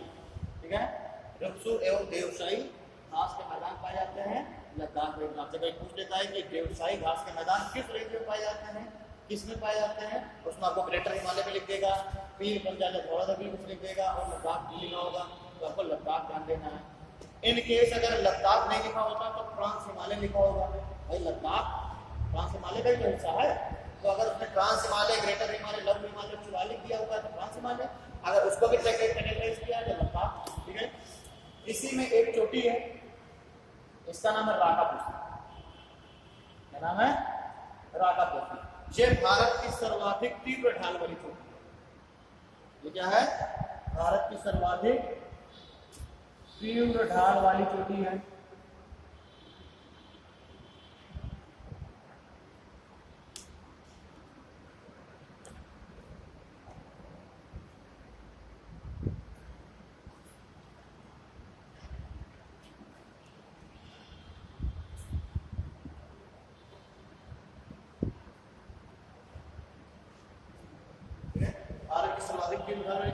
अच्छा, जो मैंने काराकोरम लिखवाया था उसमें एक पॉइंट और डाल दीजिए कि काराकोरम को उच्च एशिया का मेरुदंड बोल देता है कि उच्च एशिया का मेरुदंड किसे कहते हैं, काराकोरम में डाल दीजिएगा।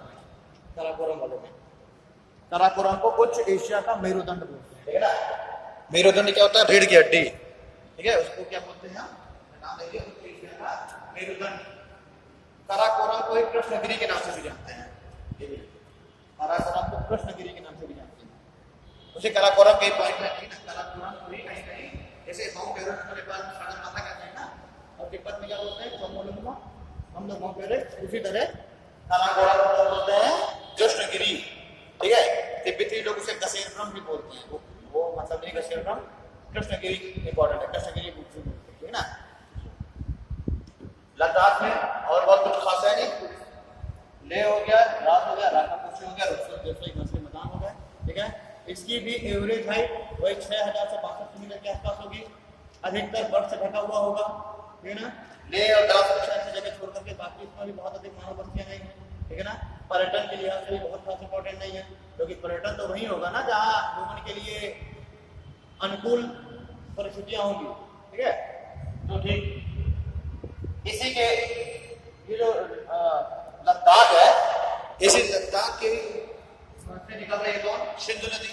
सिंधु नदी सी भाई यहाँ से निकलेगी कैलाश रेंज से, और कैलाश रेंज से इसी लद्दाख के बीच से होते हुए, यानी कि यहाँ से ऐसे बह रही है सिंधु, और इसके नीचे से बह रही है जास्कर, यानी जास्कर नहीं, ले लीजिए कि लद्दाख रेंज का विस्तार सिंधु एवं श्योक नदी के बीच में, लद्दाख रेंज का विस्तार सिंधु एवं श्योक नदियों के बीच में है। इधर से ऐसे सिंधु बहती हुई चली आ रही है, और इसके इधर नीचे से बह रही है कौन, श्योक। लद्दाख रेंज का विस्तार सिंधु एवं श्योक नदियों के बीच में।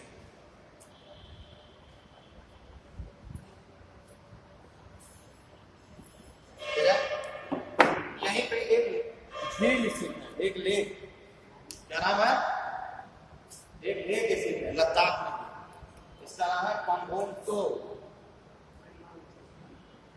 नाम पंगोंग सो लेकर आने से बड़ा जो है हमेशा हर साल उसमें चीन और इंडिया का इसलिए इनको जरूर होता है, ठीक है ना। ये खारे पानी की झील है, ठीक है ना।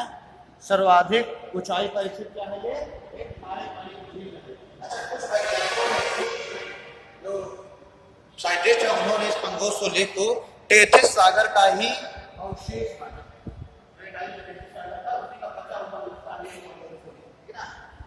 लेकिन कोई जरूरत नहीं है, याद रखना। कभी डिबेट में कोई पूछ लेता है तो कुछ वैज्ञानिकों ने इसको क्या कहा है, टेथिस सागर का ही बचा हुआ हिस्सा था। लेक में है ना, लास्ट में जो लेक दिखाई जाती है वही है पंगोंग। इसमें हमेशा जो हर साल सर्दियों के मौसम में, मैंने क्या बताया कि चाइना हमेशा सर्दियों में टेम्परेचर ज्यादा होता है, और जैसे ये सर्दियां खत्म होने लगी चाइना ने क्या किया था, अपनी सेनाओं को पीछे लेना चालू कर दिया। ठीक, तो हम कहते हैं हमारी स्ट्रेटेजिक जीत हो गई हमारी।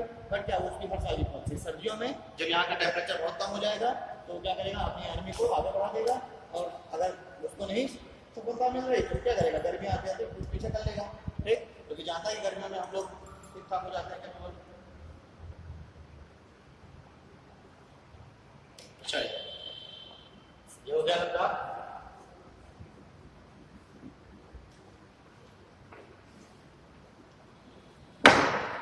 अब हम देखेंगे एक और रेंज, कैलाश रेंज, जो कि पूरा का पूरा कहाँ स्थित है, पूरा का पूरा तिब्बत में स्थित है।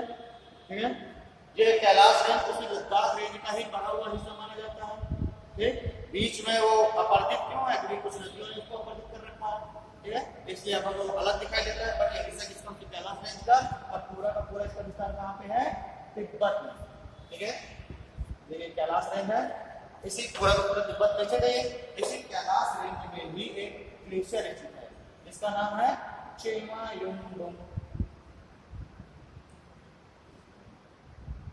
कौन सा ग्लेशियर है, चेमायुंगडोंग ग्लेशियर, जो कहाँ स्थित है, इस कैलाश रेंज में। ठीक है, ये जब ग्लेशियर जब पिघलता है तो पिघल करके इसका पानी, पिघल करके पानी नीचे आएगा ना, ग्लेशियर जब पिघलेगा उसका पानी नीचे आएगा। अब कुछ चीज से क्या होता है, नदियों का निर्माण होता है।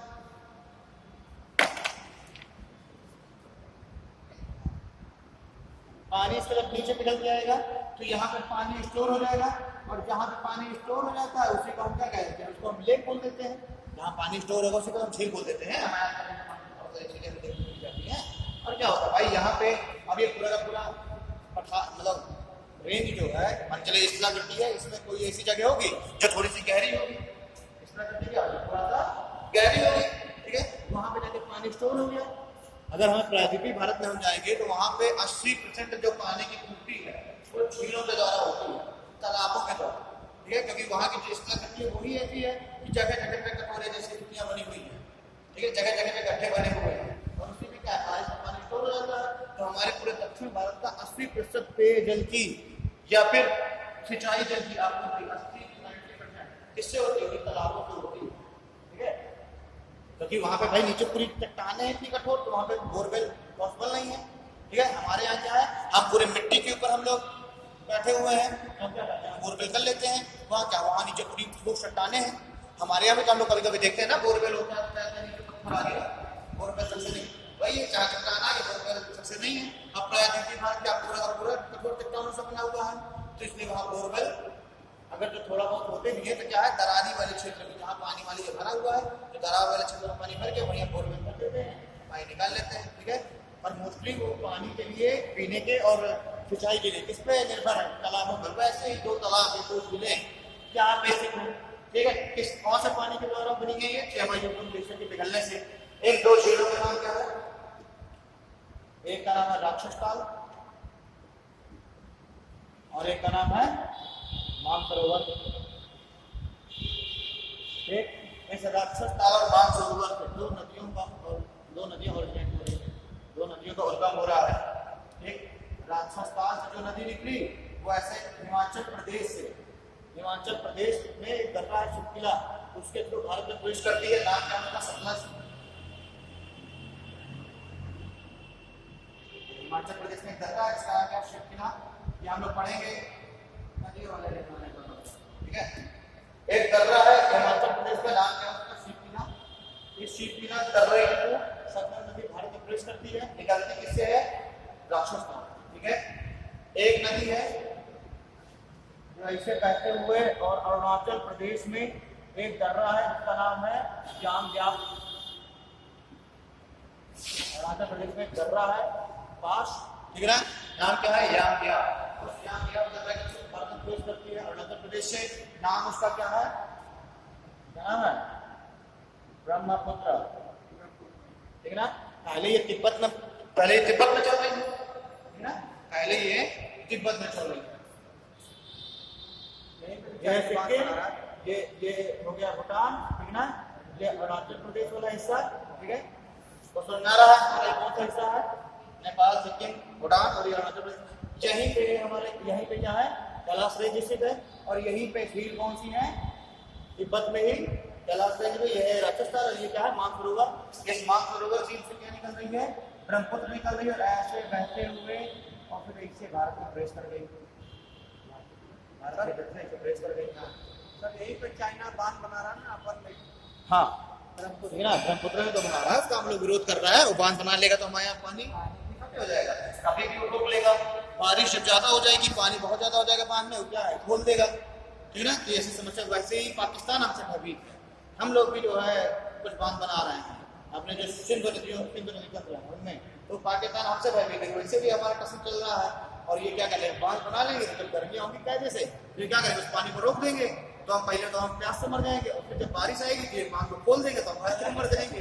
तो उसी में वो समस्या, वो बहुत चिंतित है, यूएनओ में भाग रहा है, ठीक है ना। लगातार सिंधु नदी के द्वारा भी जब पढ़ेंगे तो बताएंगे हमारा एग्रीमेंट हुआ है, ठीक है। 3 नदियां उनको मिली है, 3 हमको मिली है। तो देखिए ब्रह्मपुत्र बह रही है और यहीं पे क्या है, यहीं पे एक दर्रा है जिसका नाम क्या है, जामग्याप, ठीक है ना। इसकी चाल और पाकिस्तान की गई, यहाँ बनाओ तो भारत कर नहीं बना। अरे जो भी है इसमें चलो, ठीक है। तो सब चीजें मॉनिटर करने के लिए यूनिवर्सिटी है। तो देखिए इसमें कभी कभी आपसे क्या पूछता है कि ब्रह्मपुत्र का जब ऑरिजिन होता है, जब ओरिजिनेट होती है, तो भारत के बाहर वो भारत की सीमाओं के समानांतर कितने किलोमीटर तक रहती है, ठीक है। तो देखिए अब ये भारत के बाहर है ना, लेकिन भारत के समानांतर पैरेलल बह रही है, ये तकरीबन 1100 किलोमीटर तक बह रही है यहाँ पे, ठीक है। उसके बाद फिर क्या कर रही है, वो भारत में प्रवेश कर रही है जामग्याप दर्रे से होकर के, ठीक है, जो कहाँ पे स्थित है, अरुणाचल प्रदेश में स्थित है। और फिर अरुणाचल प्रदेश से असम होते हुए, और असम में उसको क्या ब्रह्मपुत्र के नाम से जानते हैं, ठीक है। अभी अरुणाचल प्रदेश में भी हम इसे ब्रह्मपुत्र के नाम से नहीं जानते। अरुणाचल प्रदेश में इसको क्या बोलते हैं, दिहांग बोलते हैं। नदियों में हम पढ़ेंगे ब्रह्मपुत्र नदी में पढ़ेंगे, अरुणाचल प्रदेश में दिहांग बोलते हैं और आसाम में केवल इसको बोलते हैं ब्रह्मपुत्र, ठीक है ना। और जब वो बांग्लादेश जाती है तो बांग्लादेश में उसको वापस जमुना बोलने लग जाते हैं, और फिर उसके आगे मेघना, और फिर उसके बाद बंगाल की खाड़ी में यहाँ पे इसको कभी कभी अरेस्ट करने के लिए आता है। ब्रह्मपुत्र बहुत सारे नाम, कभी आ जाता है कि इनमें से किस नाम से ब्रह्मपुत्र को नहीं जानते, इनमें से किस नाम से ब्रह्मपुत्र को नहीं जानते। तो पहले हम देख लें किस नाम से जानते हैं, दिहांग, ब्रह्मपुत्र, जमुना, और यहाँ पे इसको बोलते हैं हम लोग शांगपो। तिब्बत में क्या किस नाम जानते हैं, शांगपो। तिब्बत में एक और नाम से जानते हैं हम लोग यंगजांगपो, ठीक है। वो अभी नाम है, अभी तो मतलब नहीं है। और एक और नाम जानते हैं शियांग, बहुत सारे नाम से जानते हैं, शांगपो, यरलुंग चांगपो, ठीक है, शियांग, दिहांग, ठीक, वो इसकी सहायक है, ठीक है। सुबनसरी, ठीक है, दिबांग, ये दिहांग है, ठीक है ना, दिबांग, लोहित, तिस्ता, बहुत सारी नदियां हैं, कामेर, ठीक है ना, ये इसकी सब सहायक नदियां हैं, ठीक। वो जब ब्रह्मपुत्र नदी तंत्र पढ़ेंगे उसको हम देखेंगे। तो पूर्ववर्ती नदियां क्या रहेगी, हाँ, पूर्ववर्ती अनुवर्ती नदियां, नदियों में पढ़ाऊंगा क्या होती है पूर्ववर्ती, क्या होती है अनुवर्ती, ठीक है। यहाँ पे 2 ग्लेशियर ये है, 2 नदियां निकल रही है, और हो रहा है क्या, ठीक है। 2 नदियां निकल रही है, एक इंपॉर्टेंट यहीं से नदी और निकलती है, ठीक है, कौन सी, सिंधु। भाई यहीं पे एक और झील बन रही है इसी चेमायुंगडुंग ग्लेशियर के पानी से, इसका नाम है सिंगी खंबा। क्या है,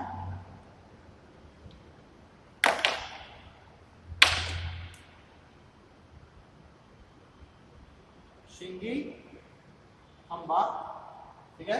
एक और झील है, इससे एक नदी निकल रही है, क्या नाम है उसका? सिंधु। क्या नाम है? सिंधु। और सिंधु लद्दाख से भारत में प्रवेश करती है, और किस दर्रे के थ्रू प्रवेश करेगी? इसका नाम है चांगला, है ना? सिंधु जो है चांगला दर्रा के थ्रू भारत में प्रवेश करती है, कैलाश से वो लद्दाख से, लद्दाख वाला जो हिस्सा है। यानी कि आपसे देखिए कैलाश रेंज में आपसे क्या पूछेगा कि किस रेंज से 3 मुख्य नदियों का उद्गम हो रहा है? बताया था कैलाश रेंज। ग्लेशियर पूछेगा या फिर पूछेगा कैलाश रेंज से निम्न में से किस नदी का उद्गम नहीं होगा, ठीक है? तो और अगर जो देता है उसका नहीं हो रहा, अगर मुख्य जो है ब्रह्मपुत्र, सतलज और सिंधु का हो रहा है, ठीक है ना? कैलाश रेंज समाप्त। और बाकी हमारे लिए कुछ इम्पोर्टेंट है कैलाश रेंज, बस हम कैलाश मानसरोवर की यात्रा जरूर हम लोग करते हैं, वो यही ठीक है, ठीक है? यही कैलाश रेंज पे हम लोग करते हैं। इसलिए हम लोग क्या करते हैं, जेलेपला नाथुला दर्रा से होकर के हम लोग जाते हैं चाइना, तो तिब्बत चाइना के अंदर में है ना, इसलिए हमको चाइना से क्या करना पड़ता है? वीजा लेना पड़ता है, ठीक है? ऐसे तो हम चले ना जाएंगे, चाइना से हमको वीजा लेना पड़ता है। चलिए यहीं पे थे, ठीक है? Kailash range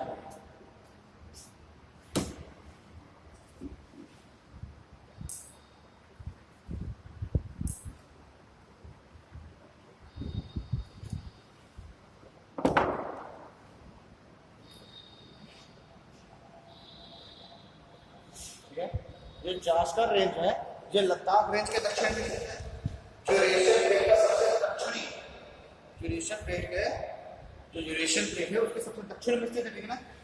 Zanskar range.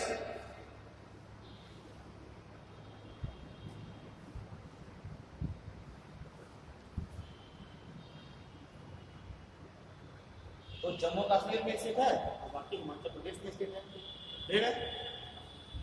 जम्मू कश्मीर में इसमें 2 दर्रे हैं,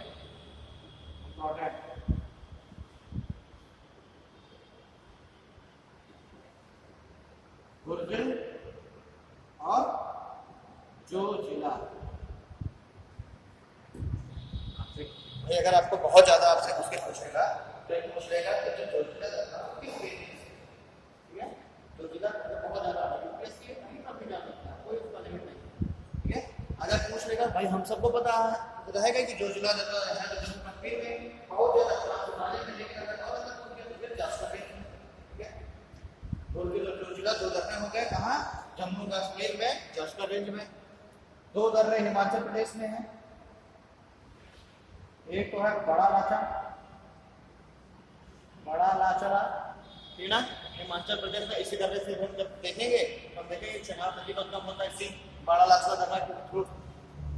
और एक दर्रा है शिवकिला, अभी मैंने बताया शिवकिला दर्रा को, ठीक है? सतलज नदी भारत में प्रवेश कर रही है, ठीक? तो देखिए अब आप शिवकिला दर्रा कहाँ से कौन दे रहे हैं? जास्कर में। लेकिन अगर बहुत कॉन्सेप्ट वो आपके क्लियर मांगेगा यूपीएससी, तो आपसे कहेगा सिंधु नदी जब भारत में प्रवेश करती है तो निम्न में से किस रेंज को काटती है, ठीक है ना? निम्न में से किस रेंज को काटते हुए भारत में प्रवेश करेगी, या फिर निम्न में से किस रेंज में प्रवाहित होगी? जास्कर रेंज, ठीक है ना? अगर ज्यादा कॉन्सेप्ट अगर क्लियर देखेगा वो तो क्या कहेगा, सिंधु नदी निम्न में से किस रेंज को अपरदित करेगी, या निम्न में से किस रेंज से होकर के बहेगी? हम सब देख रहे हैं कि किला दर्रा इसमें जास्कर रेंज में, तो उसी जास्कर रेंज से किला दर्रा से होकर के तो बह रही है ना सतलज, बस जास्कर रेंज में काटेगी, या जास्कर रेंज में बहेगी, और फिर सतलज नदी, ठीक है? इनमें कोई ग्लेशियर वगैरह है नहीं, इसलिए और बाकी हमारे लिए इंपॉर्टेंट है नहीं, ठीक?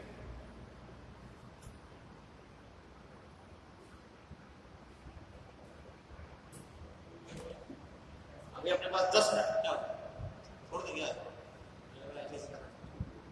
अभी अपने पास 10 मिनट है,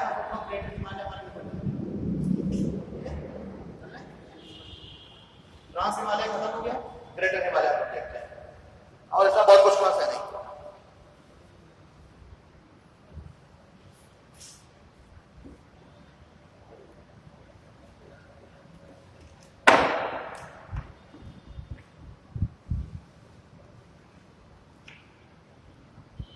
देखिए अगर इसकी आप एवरेज हाइट की बात करते हैं तो एवरेज हाइट इसकी इसकी है 6500 मीटर। मतलब अगर कभी आपसे हाइट के अकॉर्डिंग अरेंज करने को बोल दिया जाए तो सबसे ऊंचा है ग्रेटर हिमालय, यानी कि काराकोरम रेंज से भी ऊंचा है हाइट में कौन?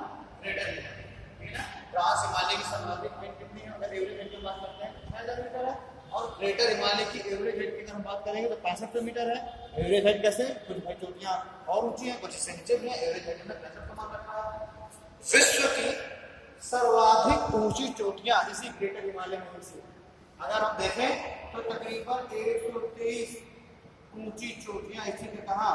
इसी पूरे ग्रेटर हिमालय में, लगभग 123, ठीक है ना। जो सर्वाधिक ऊंची चोटियां विश्व की वो स्थित है किसमें? ग्रेटर हिमालय में, ठीक है।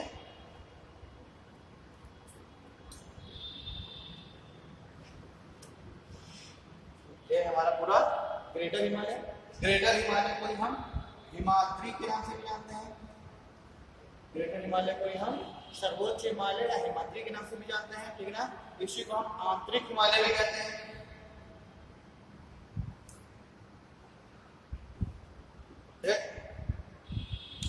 विश्व की सर्वोच्च 123 ऊंची चोटियां कहां पर है? इसी ग्रेटर हिमालय में लगभग। अब अगर हम इसका विस्तार देखते हैं, इसका विस्तार कहां से कहां तक है? देखिए लगभग 2400 किलोमीटर लंबाई में स्थित है। अगर इसकी लंबाई हम बात करते हैं तो 2400 किलोमीटर। भारत की सबसे लंबी पर्वत श्रृंखला अगर बात किया जाए तो कौन है? सबसे लंबी लंबाई में ग्रेटर हिमालय। दूसरे नंबर पर अगर हम बात करते हैं तो पश्चिमी घाट, है ना, तकरीबन 1600 किलोमीटर के आसपास है। तो सबसे लंबी श्रृंखला कौन सी है? ग्रेटर हिमालय। अब इसका हम विस्तार देखते हैं कहां से कहां तक है। देखिए जम्मू कश्मीर हो गया, लद्दाख हो गया, हिमाचल प्रदेश, उत्तराखंड, नेपाल, भूटान, सिक्किम, अरुणाचल प्रदेश तक, ठीक है। फिर भी आपको लेकिन पीक्स के अकॉर्डिंग अगर आपसे पूछ लेता है, ठीक है ना, कि इसका विस्तार किस चोटी से लेकर किस चोटी तक है, तो आपको देखना है इसके पश्चिम में एक चोटी स्थित है जम्मू कश्मीर वाले क्षेत्र में, इसका नाम है नंगा पर्वत, ठीक है। हाइट इसकी 8126 मीटर। नंगा पर्वत कहाँ स्थित है? बिल्कुल पश्चिम में ग्रेटर हिमालय के। तो नंगा पर्वत से लेकर के और अरुणाचल प्रदेश में एक पीक है, नाम है इसका नामचा बरुआ, 7756 मीटर। यानी अगर कभी कोई पूछ लेता है ग्रेटर हिमालय का विस्तार किस चोटी से लेकर के किस चोटी तक है, किस पीक के बीच में ग्रेटर हिमालय, तो हमें क्या बताना है? नंगा पर्वत से लेकर के और नामचा बरुआ तक, ठीक।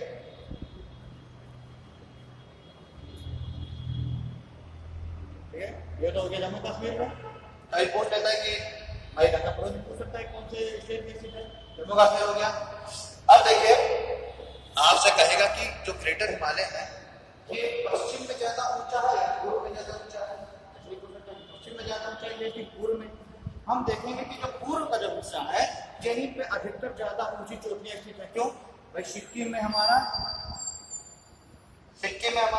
कंचनजंगा स्थित है। सिक्किम में क्या है? कंचनजंगा है, 8599। नेपाल में माउंट एवरेस्ट स्थित है, 8848.1 मीटर, ठीक है। यहीं पे नेपाल में और भी बहुत सारी ऊंची ऊंची चोटियां स्थित हैं, जैसे कि माउंट एवरेस्ट से पहले है एक मकालू, ये तो हो गया कंचनजंगा। ये नेपाल या ये वाला हिस्सा किसका? नेपाल का। ये क्या है? सिक्किम में है, ये सिक्किम में है कंचनजंगा, ठीक। नेपाल में अगर हम आते हैं, देखिए नेपाल वाला हिस्सा मकालू, माउंट एवरेस्ट के बाद मसालू, ठीक है। मसालू के बाद धौलागिरी, ऐसे जो है और काफी सारी चोटियां हैं, ठीक है। दूनागिरी है, धौलागिरी है। तो ये जो है सर्वाधिक है उनकी चोटियां, वो सब कहाँ से है? ग्रेटर हिमालय के ईस्ट वाले हिस्से, ठीक है। वेस्ट की बात करते हैं, इधर आएंगे। देखिए यहाँ पे उत्तराखंड में नंदा देवी स्थित है, उत्तराखंड में नंदा देवी हो गया, कामेर हो गया, ठीक। बाकी गंगोत्री यमुनोत्री हम लोग जान ही रहे हैं, ये सब स्थित है, ठीक है। तो अगर हम बात करते हैं ग्रेटर हिमालय किधर ज्यादा ऊंचा है, तो पश्चिम को पूर्व में ज्यादा ऊंचा है, ठीक है। पश्चिम की कंपेरिजन में कहाँ ज्यादा ऊंचा है? पूर्व में ज्यादा ऊंचा है। अच्छा, इसी से ग्रेटर हिमालय से एक आध रिलेटेड क्वेश्चन कि जो आइस लाइन, ठीक है, जो क्या है आइस लाइन, ठीक है, हिम रेखा कहते हैं उसे। आइस लाइन की ऊंचाई पश्चिम में ज्यादा होगी, हिमालय के पश्चिम में ज्यादा ऊंची होगी आइस लाइन, या पूर्व में ज्यादा ऊंची होगी आइस लाइन। हिम रेखा यानी ऐसा क्षेत्र जिसके ऊपर का जो हिस्सा है वो हमेशा बर्फ से ढका रहेगा, उसको क्या बोलेंगे हम? हिम रेखा बोलेंगे, ठीक है। ऐसे है और पूरा हिमालय, कोई चोटी ऐसे है, ये हो गया पूर्व का, पश्चिम का हिस्सा, ये क्या है पूर्व का हिस्सा। ये कह रहा है कि हिमालय की जो हिम रेखा है उसकी ऊंचाई पूर्व में ज्यादा होगी कि पश्चिम में ज्यादा होगी? हिम रेखा मींस वो हिस्सा जिसके ऊपर का क्षेत्र वर्ष भर बर्फ से ढका रहेगा। आपके अकॉर्डिंग क्या होगा, कहाँ पे ज्यादा ऊंची होगी हिम रेखा? हाँ, पश्चिम में,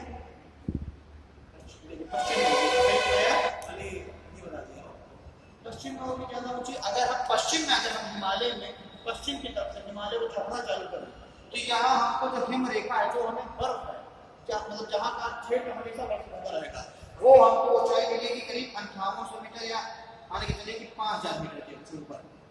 5000 मीटर के 5500 मीटर के जब हम ऊपर पहुंचेंगे वहां का क्षेत्र हमेशा बर्फ से ढका होगा। लेकिन वही अगर हम पूर्व हिमालय में जाए यानी सिक्किम में जाए, ठीक है, भूटान से अगर हम नामचा बरुआ से अगर हम चढ़ना चालू करें तो हमको तकरीबन 4200 मीटर और 4000 मीटर से ही हमको बर्फ दिखनी चालू हो जाएगी।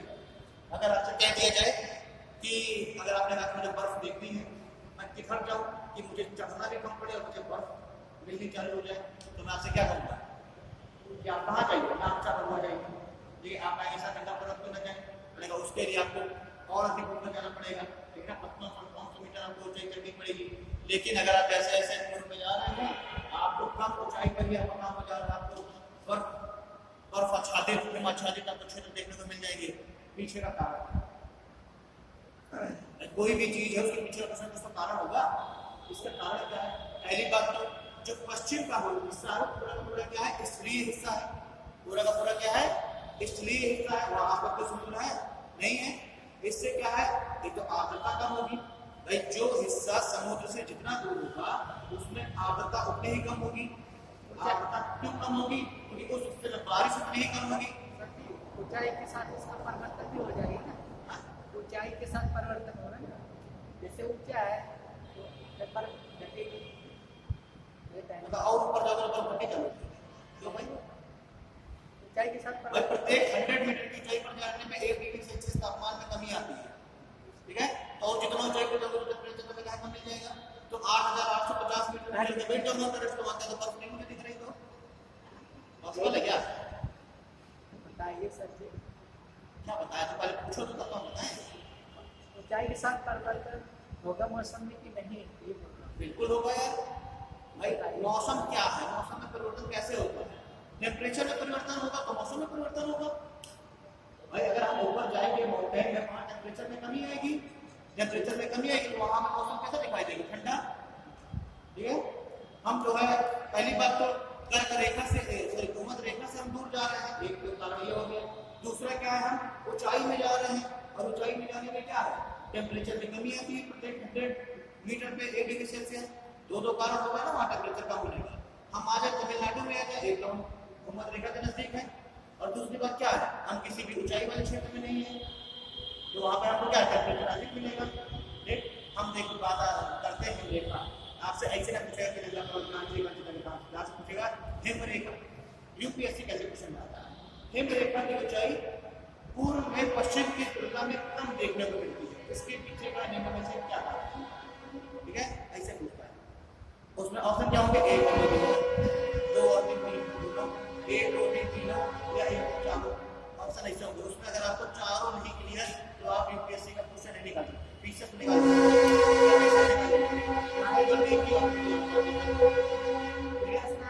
यूपीएससी में चारों क्वेश्चन ऐसे होंगे कि आपको चारों ऑप्शन ऐसे होंगे, चारों आपको सही लगेंगे, ठीक है। तो आपको चारों क्लियर होना जरूरी है। एक तो देखिए समुद्र से दूरी अधिक है पश्चिम में, ठीक है। और दूसरी बात समुद्र से दूरी, दूसरी बात क्या है? अच्छा दूसरी बात एक तो समुद्र से दूरी अधिक होने की वजह से आर्द्रता कम है। आर्द्रता क्यों कम है? क्योंकि बारिश की मात्रा कम है, ठीक है। कहीं अगर हम पूर्वी हिमालय देखते हैं, बिल्कुल बगल में आपकी बंगाल की खाड़ी है, वहां से बढ़िया उत्तर पूर्वी मानसून बन रहे हैं और बन करके बढ़िया बेहतरीन अपने सब नमी लेकर के जा रहे हैं, ठीक है। और सीधे जैसे ही भिड़े नामचा परवा की पहाड़ी में भिड़ते क्या हो गया, बरस गए, ठीक है ना। तो बारिश ज्यादा हो गई, बारिश ज्यादा होने से आर्द्रता अधिक है, और जब आर्द्रता अधिक होगी, आर्द्रता अधिक होगी अगर हवाओं में, तो क्या होगा, बर्फ में कन्वर्ट होगी। आर्द्रता जब अधिक होगी तभी तो बर्फ में कन्वर्ट होगी, ठीक है। ठीक, तो इसीलिए क्या है, यहाँ समुद्र से दूरी कम होने की वजह से और बारिश की मात्रा अधिक होने की वजह से जो हमारा पूर्वी हिमालय है वो हमको कुछ कम ऊंचाई से हमको वो बर्फ से ढका हुआ दिखने लगेगा, क्लियर, ठीक है। एक तो बर्फ से जितना अधिक बर्फ से ढका हुआ मिलेगा उतना ही अधिक हमको उसमें नेचुरल वेजिटेशन मिलेगा, ये ना, प्राकृतिक वनस्पतियां उतनी ही अधिक प्रचुर मात्रा में। आपने देखा है कि जो है अगर आप इधर जाएंगे जम्मू कश्मीर वगैरह तो आपको बहुत ही बिरले पेड़ पौधे मिलेंगे, बहुत दूर दूर, मतलब बहुत आपको मिलेगा। लेकिन अगर आप सिक्किम चले जाइए आपको हरा भरा दिखेगा, आप अरुणाचल प्रदेश चले जाइए आपको हरा भरा दिखेगा, ठीक है ना। 4000 मीटर में आपको बर्फ दिख रही है, लेकिन वो उतना ही आपको हरा भरा भी दिख रहा है, क्यों, क्योंकि बारिश ज्यादा हो रही है, ठीक है। मानसून इधर आते आते इतने दूर आते आते क्या हो जाएंगे, आर्द्रता से लेस हो जाएंगे, उनमें क्या होगा, कंटेंट रही नहीं देगा चलवा सुखा कि हाँ बारिश कम करेंगे, ठीक है। हिमरेखा काफी इंपॉर्टेंट चीज है, आपसे कह देगा हिमरेखा की ऊंचाई, या फिर आपको नेचुरल वेजिटेशन एक ऐसे बना सकता है कि आपको प्राकृतिक वनस्पतियां पूर्वी हिमालय में ज्यादा ऊंचाई तक देखने को मिलेंगी कि पश्चिमी हिमालय में ज्यादा ऊंचाई तक देखने को मिलेंगी, प्राकृतिक वनस्पतियां, हरे पेड़ पौधे, केरल की जाती जाता है बात हो रही है हिमालय की, हम पूर्वी हिमालय पश्चिमी हिमालय की बात कर रहा हूँ, साइलेंट वैली के हिमालय में स्थित है क्या, पश्चिमी घाट का हिस्सा।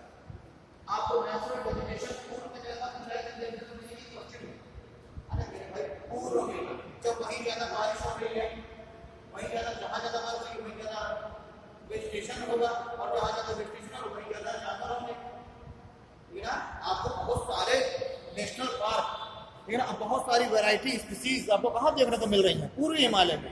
आप जाइए अरुणाचल प्रदेश, आपको एक से अलग अलग तरह की स्पीसीज देखने को मिलेंगी, ठीक है ना।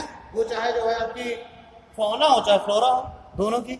आप चले जाइए पश्चिमी हिमालय, जहाँ आपको बहुत दूर दूर पे आपको देखने को मिलेंगे पेड़ पौधे, जानवर भी बहुत कम आपको देखने को मिलेंगे, ठीक है ना।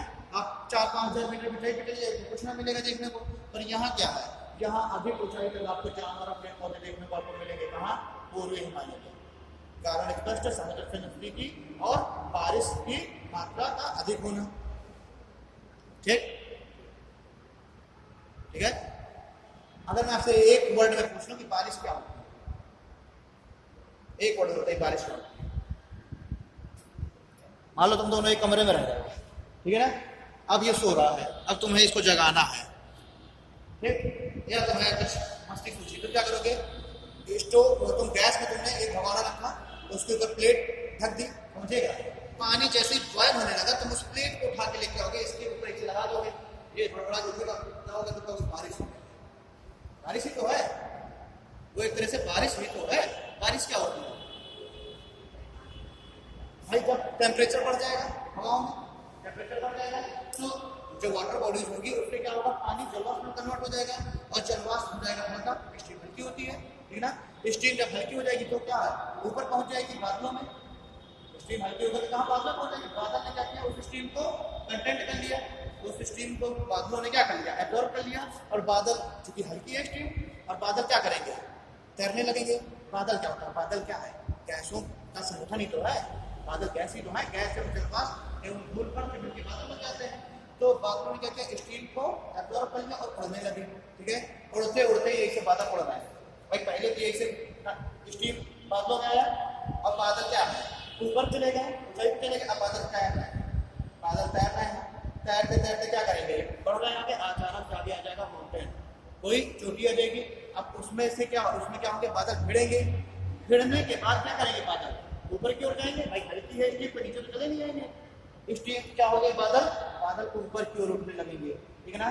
अब ऊपर की ओर उठते उठते मैंने क्या बताया कि 100 मीटर की ऊंचाई पर जाने में तापमान में 1 डिग्री सेल्सियस की कमी आएगी, सूखने लगे, और जैसे ही वो ऐसे क्षेत्र में पहुंच जाएंगे जहाँ का जहाँ स्टीम मतलब टेम्परेचर इतना कम हो जाए कि स्टीम क्या हो जाए, पानी में कन्वर्ट हो जाए। भाई जब टेम्परेचर कम होगा तभी तो स्टीम पानी में कन्वर्ट होगी, और टेम्परेचर कम करिए स्टीम बर्फ में कन्वर्ट हो जाएगी। इन टेम्परेचर के बढ़ाने से ठोस से जल से गैसियस कंडीशन में पहुंचता है पदार्थ, और टेम्परेचर कम करने से उल्टी होती है प्रक्रिया, ठीक है। तो जैसे ही बादल ऊपर उठेंगे क्या होगा, टेम्परेचर कम होता चला जाएगा और एक ऐसी सीमा में पहुंच जाएगा टेम्परेचर जहाँ क्या है स्टीम लिक्विड फॉर्म में कन्वर्ट हो जाएगी। जब लिक्विड फॉर्म में कन्वर्ट होगी तो उसका क्या है, उसका भार अधिक, लिक्विड का भार अधिक होगा स्टीम से। जब भार अधिक हो जाएगा तो हमारे बादल क्या करेंगे, उस पानी को छोड़ देंगे। अब आपको पानी तो तैर नहीं सकता ना, कि देख रहे हो हम लोग तैरते चली जा रही है ऊपर, स्टीम तैरती हुई मिलेगी, लेकिन नदियाँ आती है ना, अगर पानी भी तैर रहा होगा तो आपको तो नदियाँ भी तैरती हुई दिखती है, हम नाम भी रखते हैं कि वो जा रही है कौन सी नदी, कोई कह देंगे पूर्वी स्ट्रीम बहती दिख रही है, पश्चिमी छोर नदी बहती हुई दिख रही है। तो क्या हो जाएगा, बस जैसे ही टेम्परेचर कम होगा तो क्या करेगा, बादल जो है उसको जो है छोड़ देंगे, ठीक ना, यानी कि उससे हम उस प्रक्रिया को क्या कहते हैं, संघनन कहते हैं। स्टीम का जल में कन्वर्ट होता है कंडेंसेशन या संघनन, ये ना कंडेंसर लगा होता है ना, कंडेंसर का क्या होगा, कंडेंसेशन करना, ठीक है। कंडेंसेशन मींस टेम्परेचर को बढ़ाना, ठीक। बस वो कैसे जैसे जल में आएगी लिक्विड फॉर्म में, वो बरस जाएंगे और बरस जाएंगे, उसी को हम कहते हैं बारिश होने लग गई, ठीक। यही सेम चीज हमको दिख रही है पश्चिमी हिमालय पूर्वी हिमालय में, ठीक है ना, क्लियर है। पूर्वी हिमालय में वो पश्चिम में यहाँ तक, ठीक है। चलिए, ये तो हमारा ग्रेटर हिमालय है। अच्छा, ग्रेटर हिमालय में कुछ ग्लेशियर इंपॉर्टेंट हमने लिख दिया है, नामसा हुआ बहुत इंपॉर्टेंट क्योंकि पश्चिम से पूर्व तक विस्तार है। नेपाल के हमने कुछ इंपॉर्टेंट पीक्स बता दी, मकालू, माउंट एवरेस्ट, मंसालू, धौलागिरी, ठीक है। उत्तराखंड की अगर हम बात करें तो उत्तराखंड में नंदा देवी इसलिए इंपॉर्टेंट है क्योंकि अभी उसमें 1 महीने पहले उसमें क्या हुई है, आपदा आई है। नंदा देवी ग्लेशियर से ही ग्लेशियर का ही बड़ा हिमखंड टूटने से क्या हुआ है, जो धौली गंगा है उस धौली गंगा में बाढ़ आ गई है, ठीक ना, और उसी से क्या हो गया, वहां जो डिजास्टर आई है, ठीक ना, टनल बन रहा था उसमें। तो उत्तराखंड में कुछ पीक्स स्थित है, जैसे कि त्रिशूल लिख लो, बहुत इंपॉर्टेंट है। उत्तराखंड में आपकी त्रिशूल है, ठीक है। इसी उत्तराखंड में आपकी एक स्थित है गंगोत्री,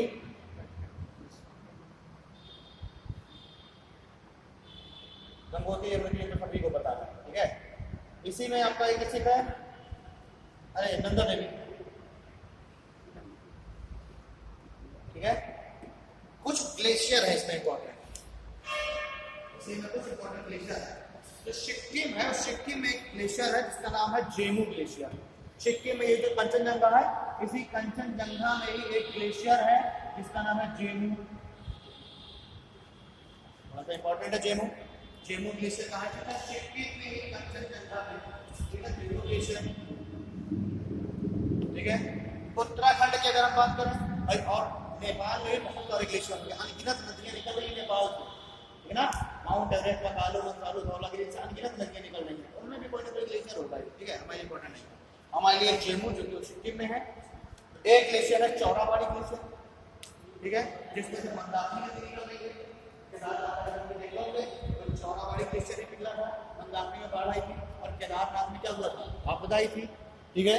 तो मंदाकिनी नदी के किनारे ही क्या स्थित है, केदारनाथ स्थित है। आगे हम नदियों में बात करेंगे जब आएगी कि केदारनाथ किस नदी किनारे है और बद्रीनाथ किस नदी किनारे है, ठीक। चौराबाड़ी ग्लेशियर कहाँ, उत्तराखंड में हो गया, इसमें से क्या निकल रही, मंदाकिनी नदी, तो चौराबाड़ी ग्लेशियर लिख लीजिए इसमें। बाकी गंगोत्री ग्लेशियर, संदरपूर ग्लेशियर, ठीक है, ये भी उत्तराखंड में हो गई। एक सतोपंथ ग्लेशियर और मिलाम ग्लेशियर उत्तराखंड में ये भी हैं, सतोपंथ एवं मिलाम हमारे उत्तराखंड में है, ठीक है। यानी हमें ग्रेटर हिमालय में ग्लेशियर कहाँ देखने को मिलेंगे, सिर्फ सिक्किम में जेमू ग्लेशियर है, देखने को मिल रहा है, और हमको उत्तराखंड में, ठीक है ना। हमको जो है जो ये लद्दाख वाला रीजन है इसमें भी हमको कुछ खास ग्लेशियर देखने को मिल रहा है, ठीक है, ग्रेटर हिमालय उसमें उत्तराखंड में देखने को मिल रहा है, वगैरह। नंदा देवी भी एक ग्लेशियर है, ठीक है, नंदा देवी पीक भी है, चोटी भी है, और नंदा देवी ग्लेशियर भी है, ठीक है ना। और बाकी नेपाल में जो ग्लेशियर है वो अलग चीज है, ठीक। इसकी एवरेज हाइट मैंने बता दी 65 मीटर, लंबाई 2400 किलोमीटर, ठीक। पर्यटन स्थल बहुत ज्यादा इसमें भी स्थित नहीं है। इसके बाद जो आता है लघु हिमालय, तो उसको हमने अलग अलग रेंजों में बांट के पढ़ा, ठीक है। सबसे अधिक अगर पर्यटन स्थलों की बात करें, सर्वाधिक पर्यटन स्थल कौन से रेंज में स्थित है? किस हिमालय में? लघु हिमालय, ठीक है, क्योंकि उसकी एवरेज हाइट भी कितनी है? एवरेज हाइट भी उसकी 2500 मीटर से लेकर के और करीब 3800 मीटर तक है, ठीक है। अब ये जो ये हाइट है 2500 से 3800 मीटर हाइट है, तो क्या है उसमें जो टेम्परेचर होगा वो ह्यूमन के लिए क्या होगा? फेवरेबल होगा, ह्यूमन के लिए फेवरेबल होगा। और जब ह्यूमन के लिए फेवरेबल कंडीशन और टेम्परेचर होगा तो ह्यूमन वहाँ क्या करेगा? निवास करेगा। तो हमें जितने भी हिल स्टेशन देखने को मिलते हैं, जितने भी तुम्हारे मुंह में आए, एक का दुक्का को छोड़ करके, ठीक है, वो सारे के सारे कहाँ स्थित हैं? लघु हिमालय में, ठीक है। जितने भी आपके मन में हिल स्टेशन आएंगे, तो कभी पूछ लेता है कि सर्वाधिक हिल स्टेशन कहाँ स्थित है? हम सीधे सीधे बता देंगे लघु हिमालय में स्थित है। अलग अलग रेंजों की हम चर्चा करेंगे अगली जब ये कभी क्लास मिलेगी, ठीक है। और उसी में ये पूरा हिमालय खत्म करके मुझे तुरंत प्रायद्वीपीय पठार के पढ़ाने हैं। इसमें पश्चिमी घाट आपके लिए बहुत हद से ज्यादा इंपॉर्टेंट है, पश्चिमी घाट पूरा, ठीक है ना, चाहे वो कुद्रेमुख हो गया, बाबा बोधन हो गया, अन्नामलाई, कार्डमम, ठीक है, ये सारी आपके लिए बेहद इंपॉर्टेंट है। अगर आपके क्वेश्चन बनता, चाहे यूपीएससी हो चाहे यूपीपीसीएस हो, इनमें से एक क्वेश्चन आपका 100% बनता है, चाहे वो प्रायद्वीपीय भारत की पर्वतों से बने और चाहे हिमालय से, ठीक है। तो हम अगली बार में बात करेंगे पश्चिमी घाट की। पश्चिमी घाट आपके लिए सबसे ज्यादा इंपॉर्टेंट है, ठीक। अगर आपसे लघु हिमालय पढ़ लें, पश्चिमी घाट पढ़ लें, तो आपका क्वेश्चन बन जाएगा, ठीक। चलिए, ठीक है, थैंक यू क्लास।